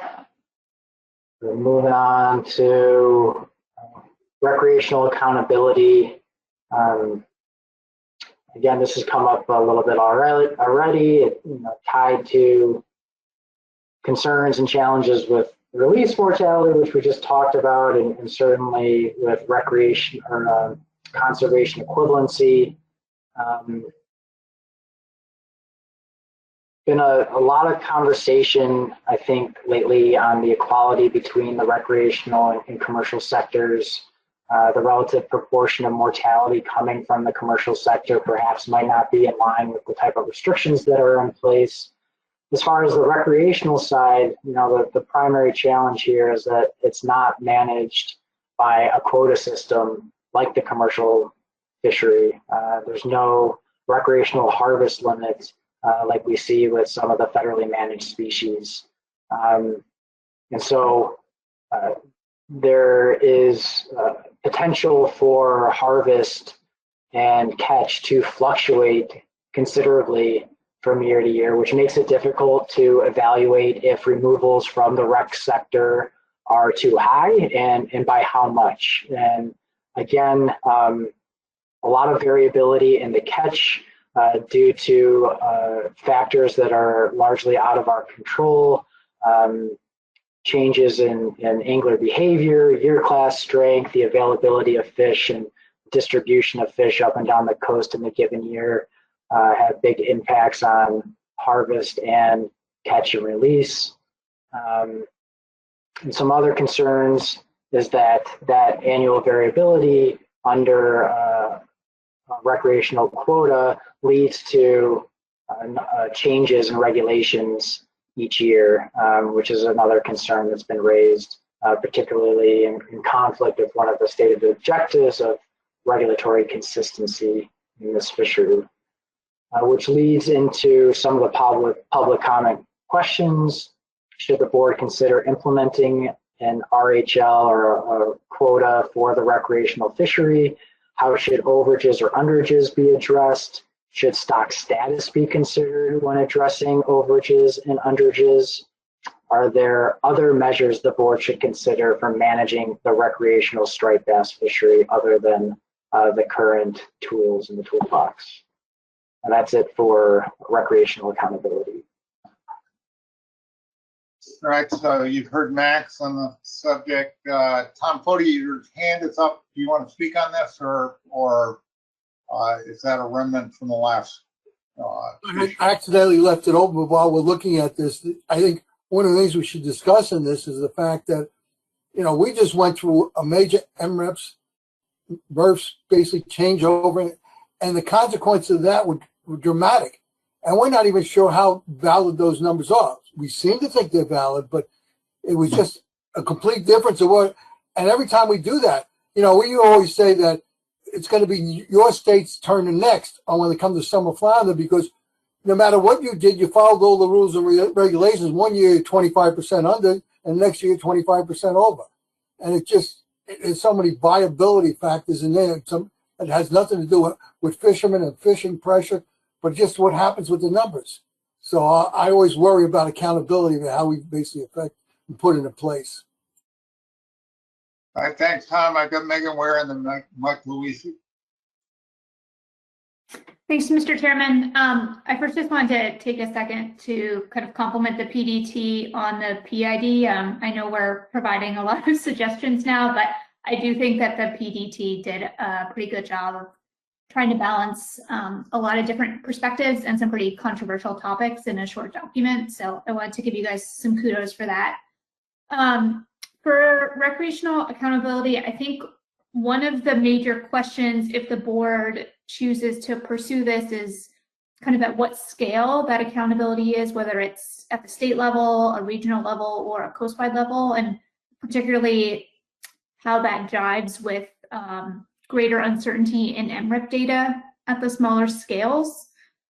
And it seems, kind of just reading through this, that the focus is mostly on a RHL, so I don't know if that was intentional by the PDT to focus on more of a coast-wide accountability approach. So I guess that would be a question for you, Max, if that was intentional. But either way, I think it might just be helpful to clarify that the RHL is a coast-wide accountability measure, and that we all kind of rise and fall as one. I think some members of the public may not be as familiar with the federal system, particularly up here where we're not dealing with black sea bass or summer flounder or some of these other species that have RHLs. So just adding even a few words that this is a coast-wide accountability measure that's given as an example, I think would be helpful. So, Max, you've heard the suggestion. Is that a problem? Nope, not a problem. I think we can fold that in. I think, you know, our focus of really trying to isolate the underlying concerns and challenges with recreational accountability is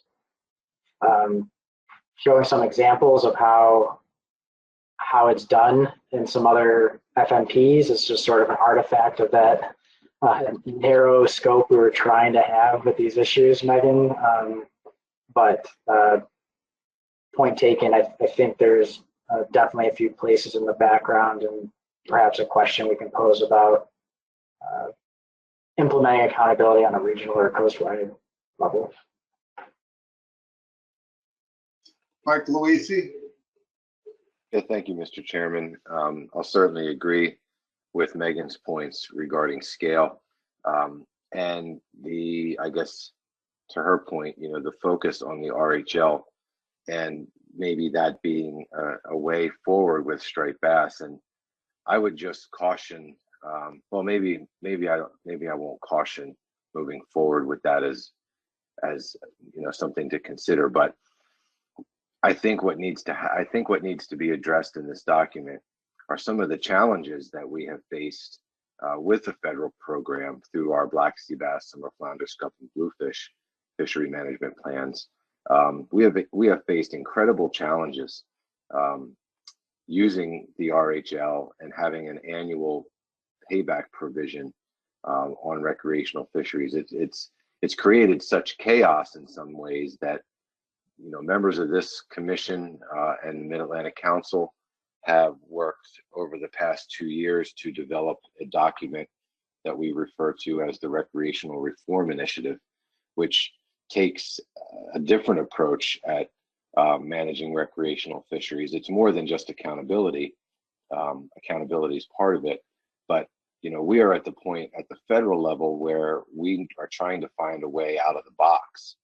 And then here we are talking about taking a system like the striped bass fishery and throwing it right back in that box with this RHL concept. So I think the language is there in this Recreational Reform Initiative document that expresses the problem statement and the work that's been done to try to put together an approach that may be different from this RHL concept. And I think it would be good for this document to express some concerns, or some, you know, at least identify some of the areas of concern or some of the ways that under the federal system fisheries have been constrained during times of increased biomass due to the lack of the ability of a state to constrain harvest. So I just wanted to make that point and address that Recreational Reform Initiative topic. Thanks, Mr. Chairman.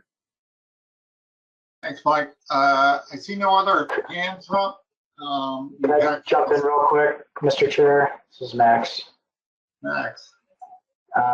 Yeah, Mike, thanks for that. I just want to maybe offer, I think some of the text in the PID does highlight the pitfalls that you've been talking about with the RHL. But if you have any specific language to perhaps beef up those concerns, please shoot me an email and we can fold that in. Okay, will do. Any other items under this issue? There are no hands up, so let's take up the last issue. And as I announced at the start of the meeting, when we get after the presentation, I'm going to recognize Delaware, whoever wants to speak on behalf of Delaware, and let them raise one of the concerns that they've raised. So Max?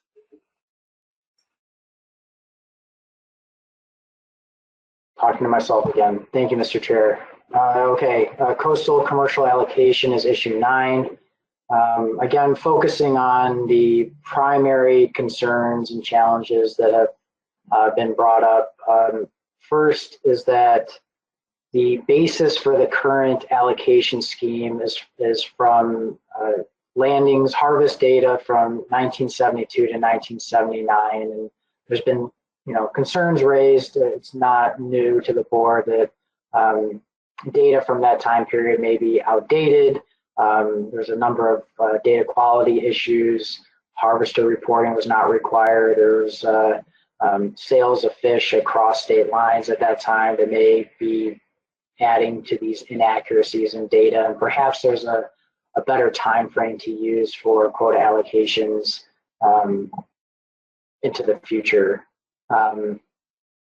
One of the other concerns is that state-by-state quotas for this program are fixed in pounds and are only changed really through adaptive management in response to overfishing or overfish determinations, which is different from other species where we set the quota every year or every few years in response to changes in biomass or updated information on biomass. And the states are allocated a percentage of that changing quota. So those are the primary concerns that are highlighted in the PID.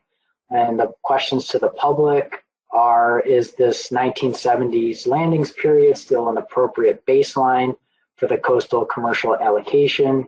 Should other allocation approaches be considered?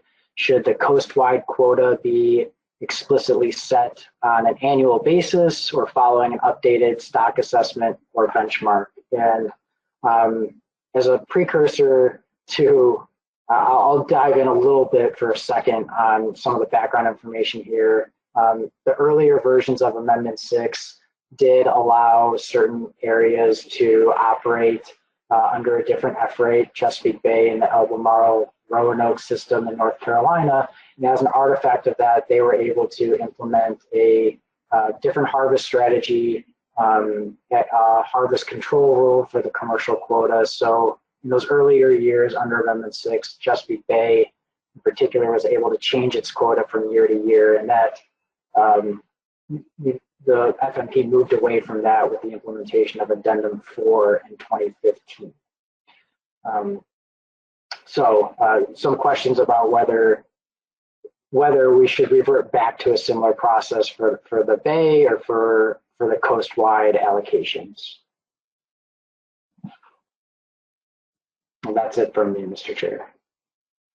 All right, thanks, Max.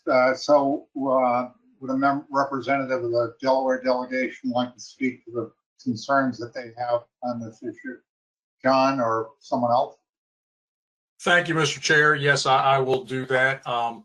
And first, thank you, Max and the PDT, for an excellent document. We just had a couple of concerns. Instead of reading, I can read through it. One of the changes we made was just to the actual text in the background. We did want to add in the fact that Delaware's quota, when under Amendment 5, was based on Delaware having producer area status. So it's only in the background that we bring up the term producer area status, and we just in an extra sentence describe. Well, I'll tell you what. I can read you what's in the original and just tell you what the difference is. The PID right now says, of note, Delaware's quota was held at its 2002 level under Amendment 6 due to evidence that F was too high in Delaware Bay at the time. And we would like that changed to Addendum 3 to Amendment 5. Also granted producer area status to the Delaware River and Bay, which allowed its commercial quota to be managed under a harvest control rule similar to that used in the Chesapeake Bay. Under Amendment 6, the quotas were increased to 100% of the base period, with some exceptions, and producer area status was rescinded. Of note, Delaware's quota was held at its last producer area level under Amendment 6. So the change, it's small, but it just gives a little more of the nuance of what actually happened back then. Delaware did not get a windfall going into Amendment 6. We had been managed differently. And then the only other thing I'd like to bring up, I know everybody's had enough of this, and as Napoleon would say, I'll be short. We wanted to add in the public comment questions, should regions with the necessary data, such as the Chesapeake Bay and Delaware Bay systems, be able to transition back to a harvest control rule where commercial quotas are set annually based on exploitable biomass? So that's the extent of the changes we'd like to make. And then we just added a little more explanation about the fact that striped bass right now is using the oldest data of any other species under ASMFC management for managing its commercial quota. And that was pretty much it, Mr. Chair. Thank you. Thank you, John. My understanding, John, correct if this is not appropriate, is that you've already submitted written comments, which I don't think have been distributed to the board and the staff. So the staff is going to review those, and then I'm sure there'll be some back and forth between you and the staff about what actually gets included in the document. So this kind of work in progress, and you and the staff are working on this in a similar vein to the other individuals who basically agreed. Is that accurate understanding? Exactly, Mr. Chair. I think we're just a little further ahead. I submitted a rough draft to Bob, Pat Keller, and Megan Ware. And Megan she did a great job of revising my revisions and suggestions, and that document is now with Max and Tony and with ASMFC. So yeah, so they will get back to me with any questions, problems with it. Thanks. So, what my suggestion is, we just let that process continue to play out. And then once the staff is kind of comfortable with the language, they'll circulate the language in a manner similar to all the other issues that have come up. Anyone object to that? Emerson, I've got your hand up, but are you objecting to that? Oh, just went down. No, I'm not objecting, but I had my hand up because I wanted to comment on issue 9. Okay, so I'll come right back to you, Emerson. Okay, so any objection to handling the Delaware concerns the way we articulate? If not, looks like John Clark has a work in progress. Emerson. Thank you, Mr. Chairman. At our last board meeting, I voiced my concern about keeping this issue within this amendment. I think it's just going to slow us down. It's going to keep us from the timeline of all the other issues in this amendment. I'm drawing on our recent experience with summer flounder. It took us 5 years to resolve that. So I'm concerned about even keeping this in this document. Now, I know I made a motion that was seconded at our last board meeting, but it failed for a lack of majority.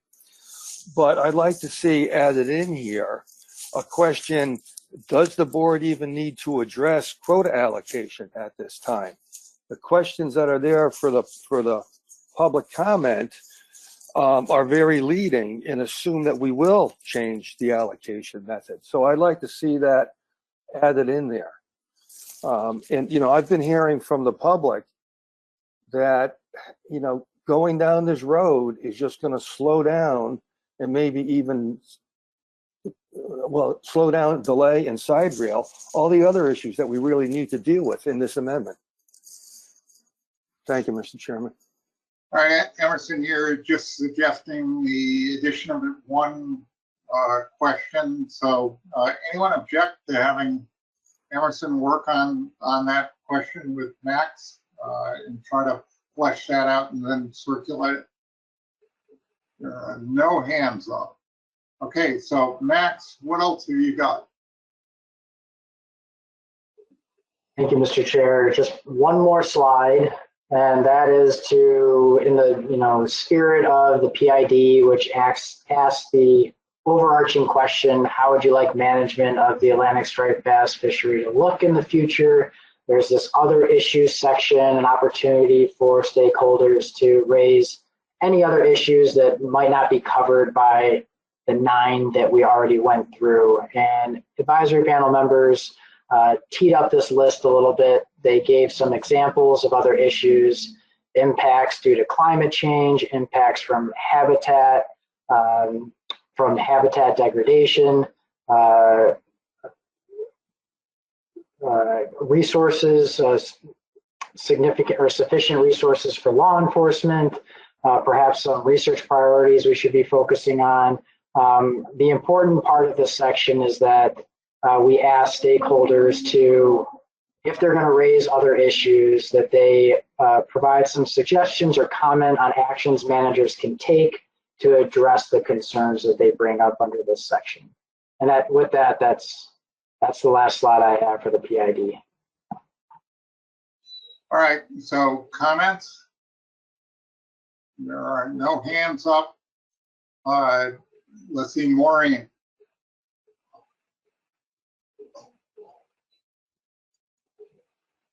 Maureen? Thank you. Yeah, sorry, I'm slow to unmute.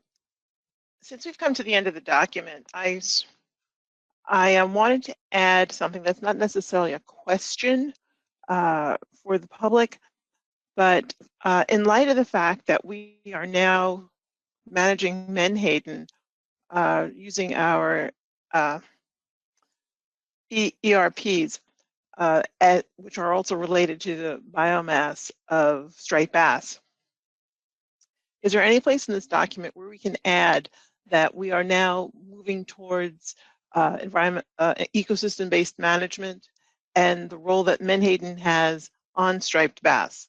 I'm not necessarily saying that it should be, it's not one of the things that we're trying to change, but I believe this is the first amendment since we did make that change last year, I mean, obviously.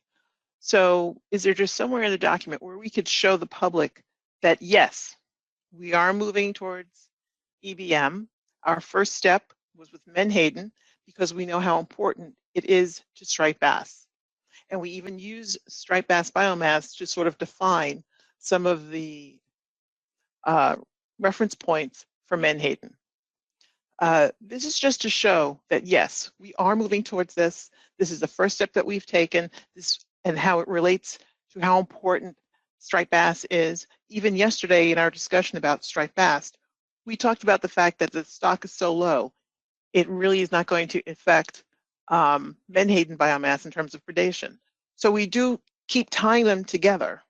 And I think this is an opportunity for the Commission to show the public, yes, this is the direction we're moving in as we deal with these other issues for striped bass. I know this document is very single species oriented, but I think it's important at this time that we say, look at the direction we're going to go in. Thank you. Any comments on that? There are no hands up that I can see. If I could just offer a quick response, Dave. Maureen, this is Max. And I'll say that the development team definitely talked about that concept for sure. And I think we ended up compromising on adding some language in the background. So at the end of the document, there's some background information on the management of the stock, some additional information. If you didn't get enough in the initial 9 issues, there's a little bit more for the readers. And I think I hope I'm not mistaken, but I think there's a little context in there about ERPs. If not, I would offer that might be a good place to introduce everything you were saying about ERPs and the relationship with striped bass and Menhaden management. And, so take a look at those background sections at the end of the document.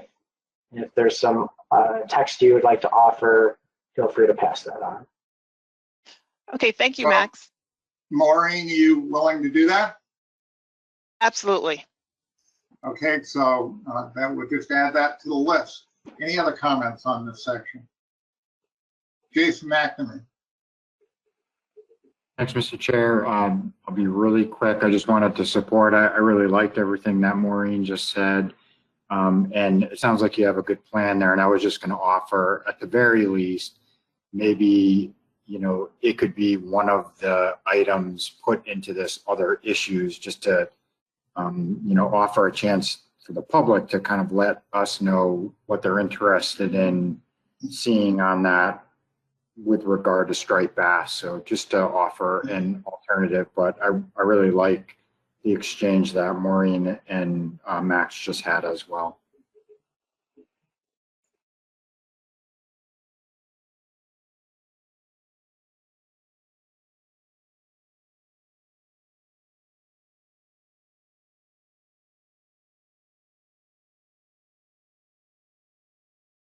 Not sure if you're speaking, Dave, but can't hear you.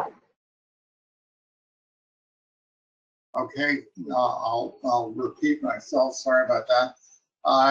We've had a number of suggestions from different individuals on changes that I kind of view as relatively quick fixes. A number of people, members of the board, have volunteered to work with the staff on offering language that then can be circulated to the rest of the board. So my suggestion is we allow those individuals a couple of weeks to work with the staff on perfecting the language, and then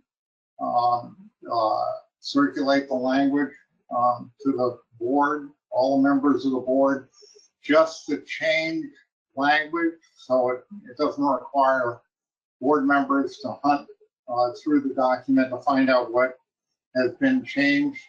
And then my suggestion is, once that process concludes, you will no doubt get comments from other board members. But once that process concludes, and there are a couple of ways of handling this, we can put off the formal approval of the PID until the next meeting, or we could, for instance, do a mail ballot once everybody has that precise language.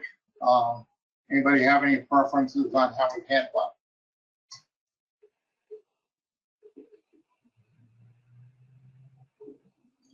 There are no hands up, so my suggestion as chair is we allow that process to play out, and hopefully that'll all be concluded in the next 2 to 4 weeks. So you'll have a final document, and then we do a mail ballot to approve it for hearing. Any objections? This is Max. I'm going to jump in here. I see that Bob shot his hand up in the air. Bob, I can defer to you or attack it.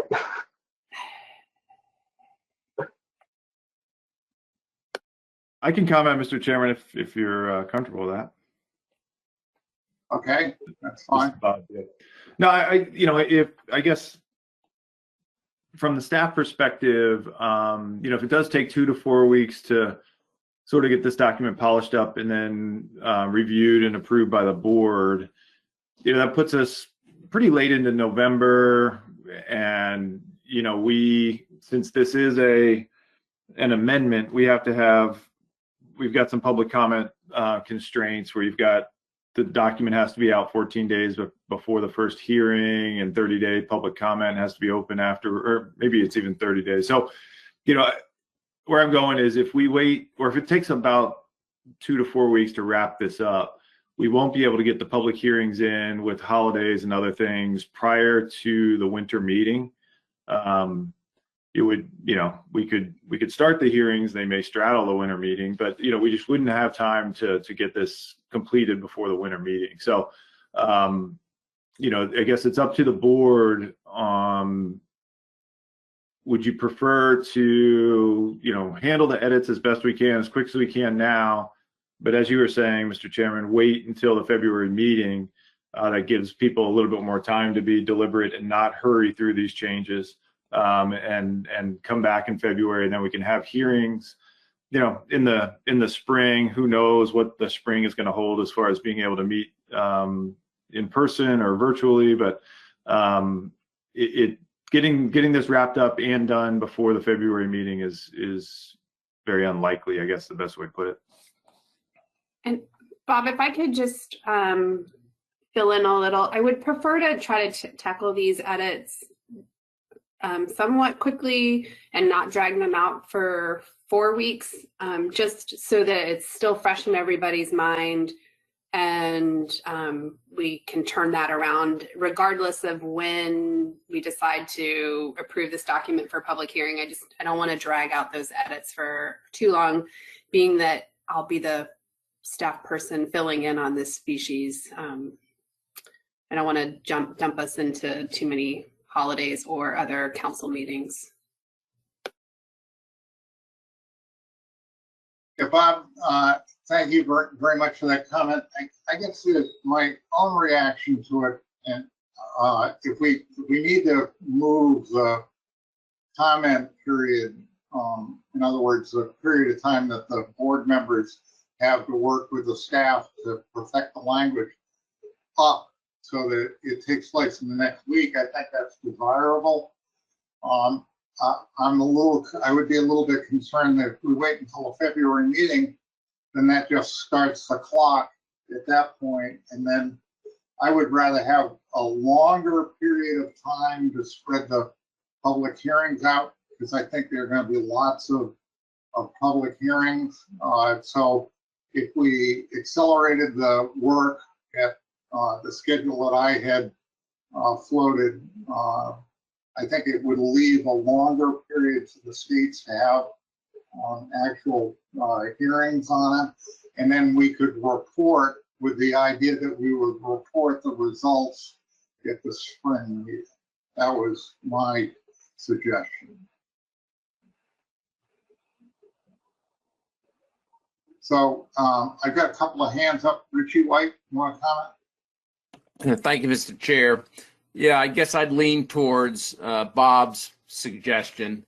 When we started this process, there was a lot of discussion about not rushing it, to take our time, get it right. These are big issues. This is important stuff.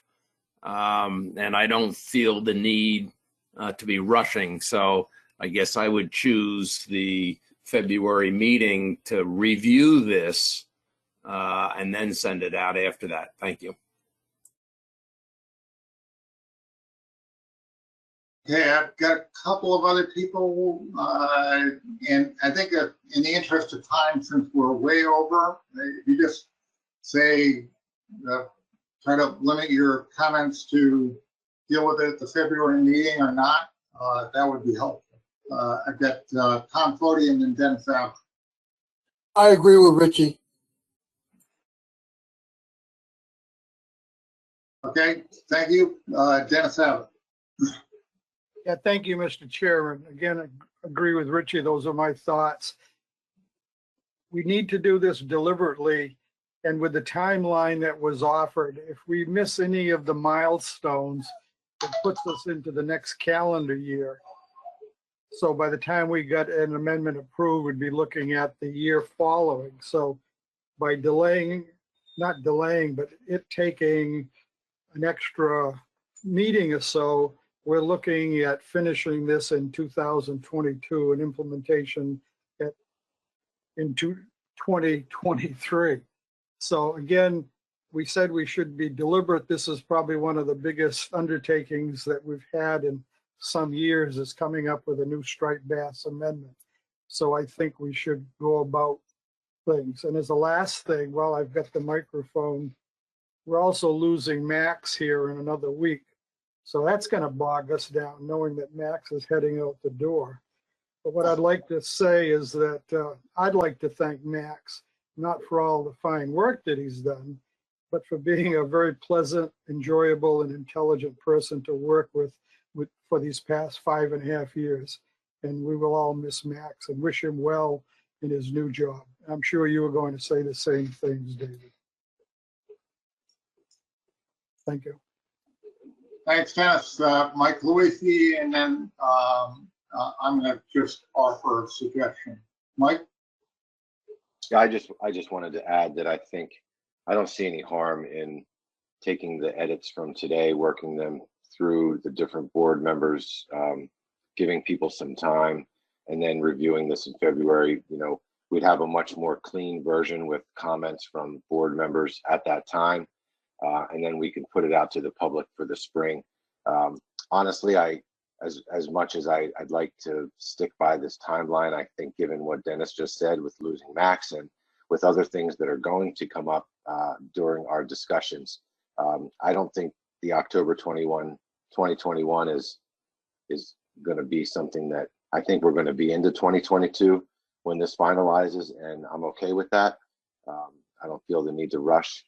So I'll go and say I would support the delay. Let's get this right. Let's make sure this document is ready and ready for the streets when it hits the streets in the spring. Thank you. All right, so it sounds like we've got a consensus. I'd like the individuals, per Tony's request, to formalize their suggestions and get those into the staff within the next week, by next Friday of next week, and then the staff will work on the language and circulate it. Is there any other business under this issue? Max? And David, before you go to Max, just to request that when folks send us the language, if they could send us tracked changes So in order to get us track changes, if you need us to send you a Word version of the document, please just reach out and we'll do that. But I think that's the easiest way for us to incorporate your edits. All right, Max, have you got anything else under this issue?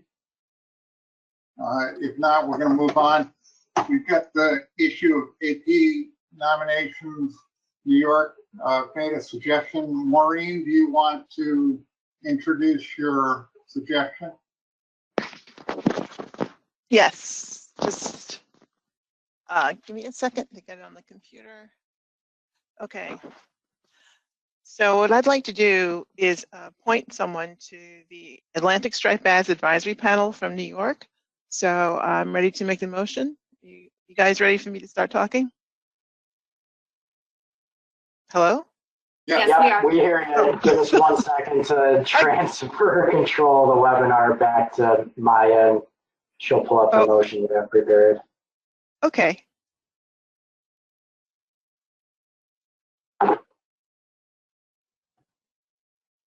Let's see. Do you want me to read it? Move to nominate to the Atlantic Striped Bass Advisory Panel, Bob Danielson from New York.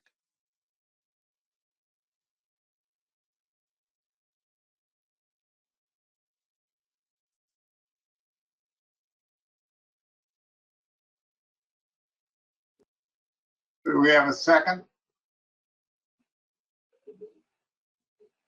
Tom Anyone Fody. care? Tom Fody is seconded that. You've heard the suggestion by Maureen. Are there any objections to this suggestion? I see no hands up, and it's adopted by consensus. Thank you, Maureen. Okay, thank you. I'm under other business. Is there any other business? I got one item, and that's simply to thank Max for all his hard work on behalf of the commission. He's been a wonderful guy to work with as the board chair. He's great and he does things promptly, and I'm sorry to see him go, but off to Noah, but I'll look forward to working with him in his new capacity, and I hope some of his new capacity involves the commission process. So thank you very much, Matt. Any other business to come before the commission? If not, I see no hands up. Meeting's adjourned.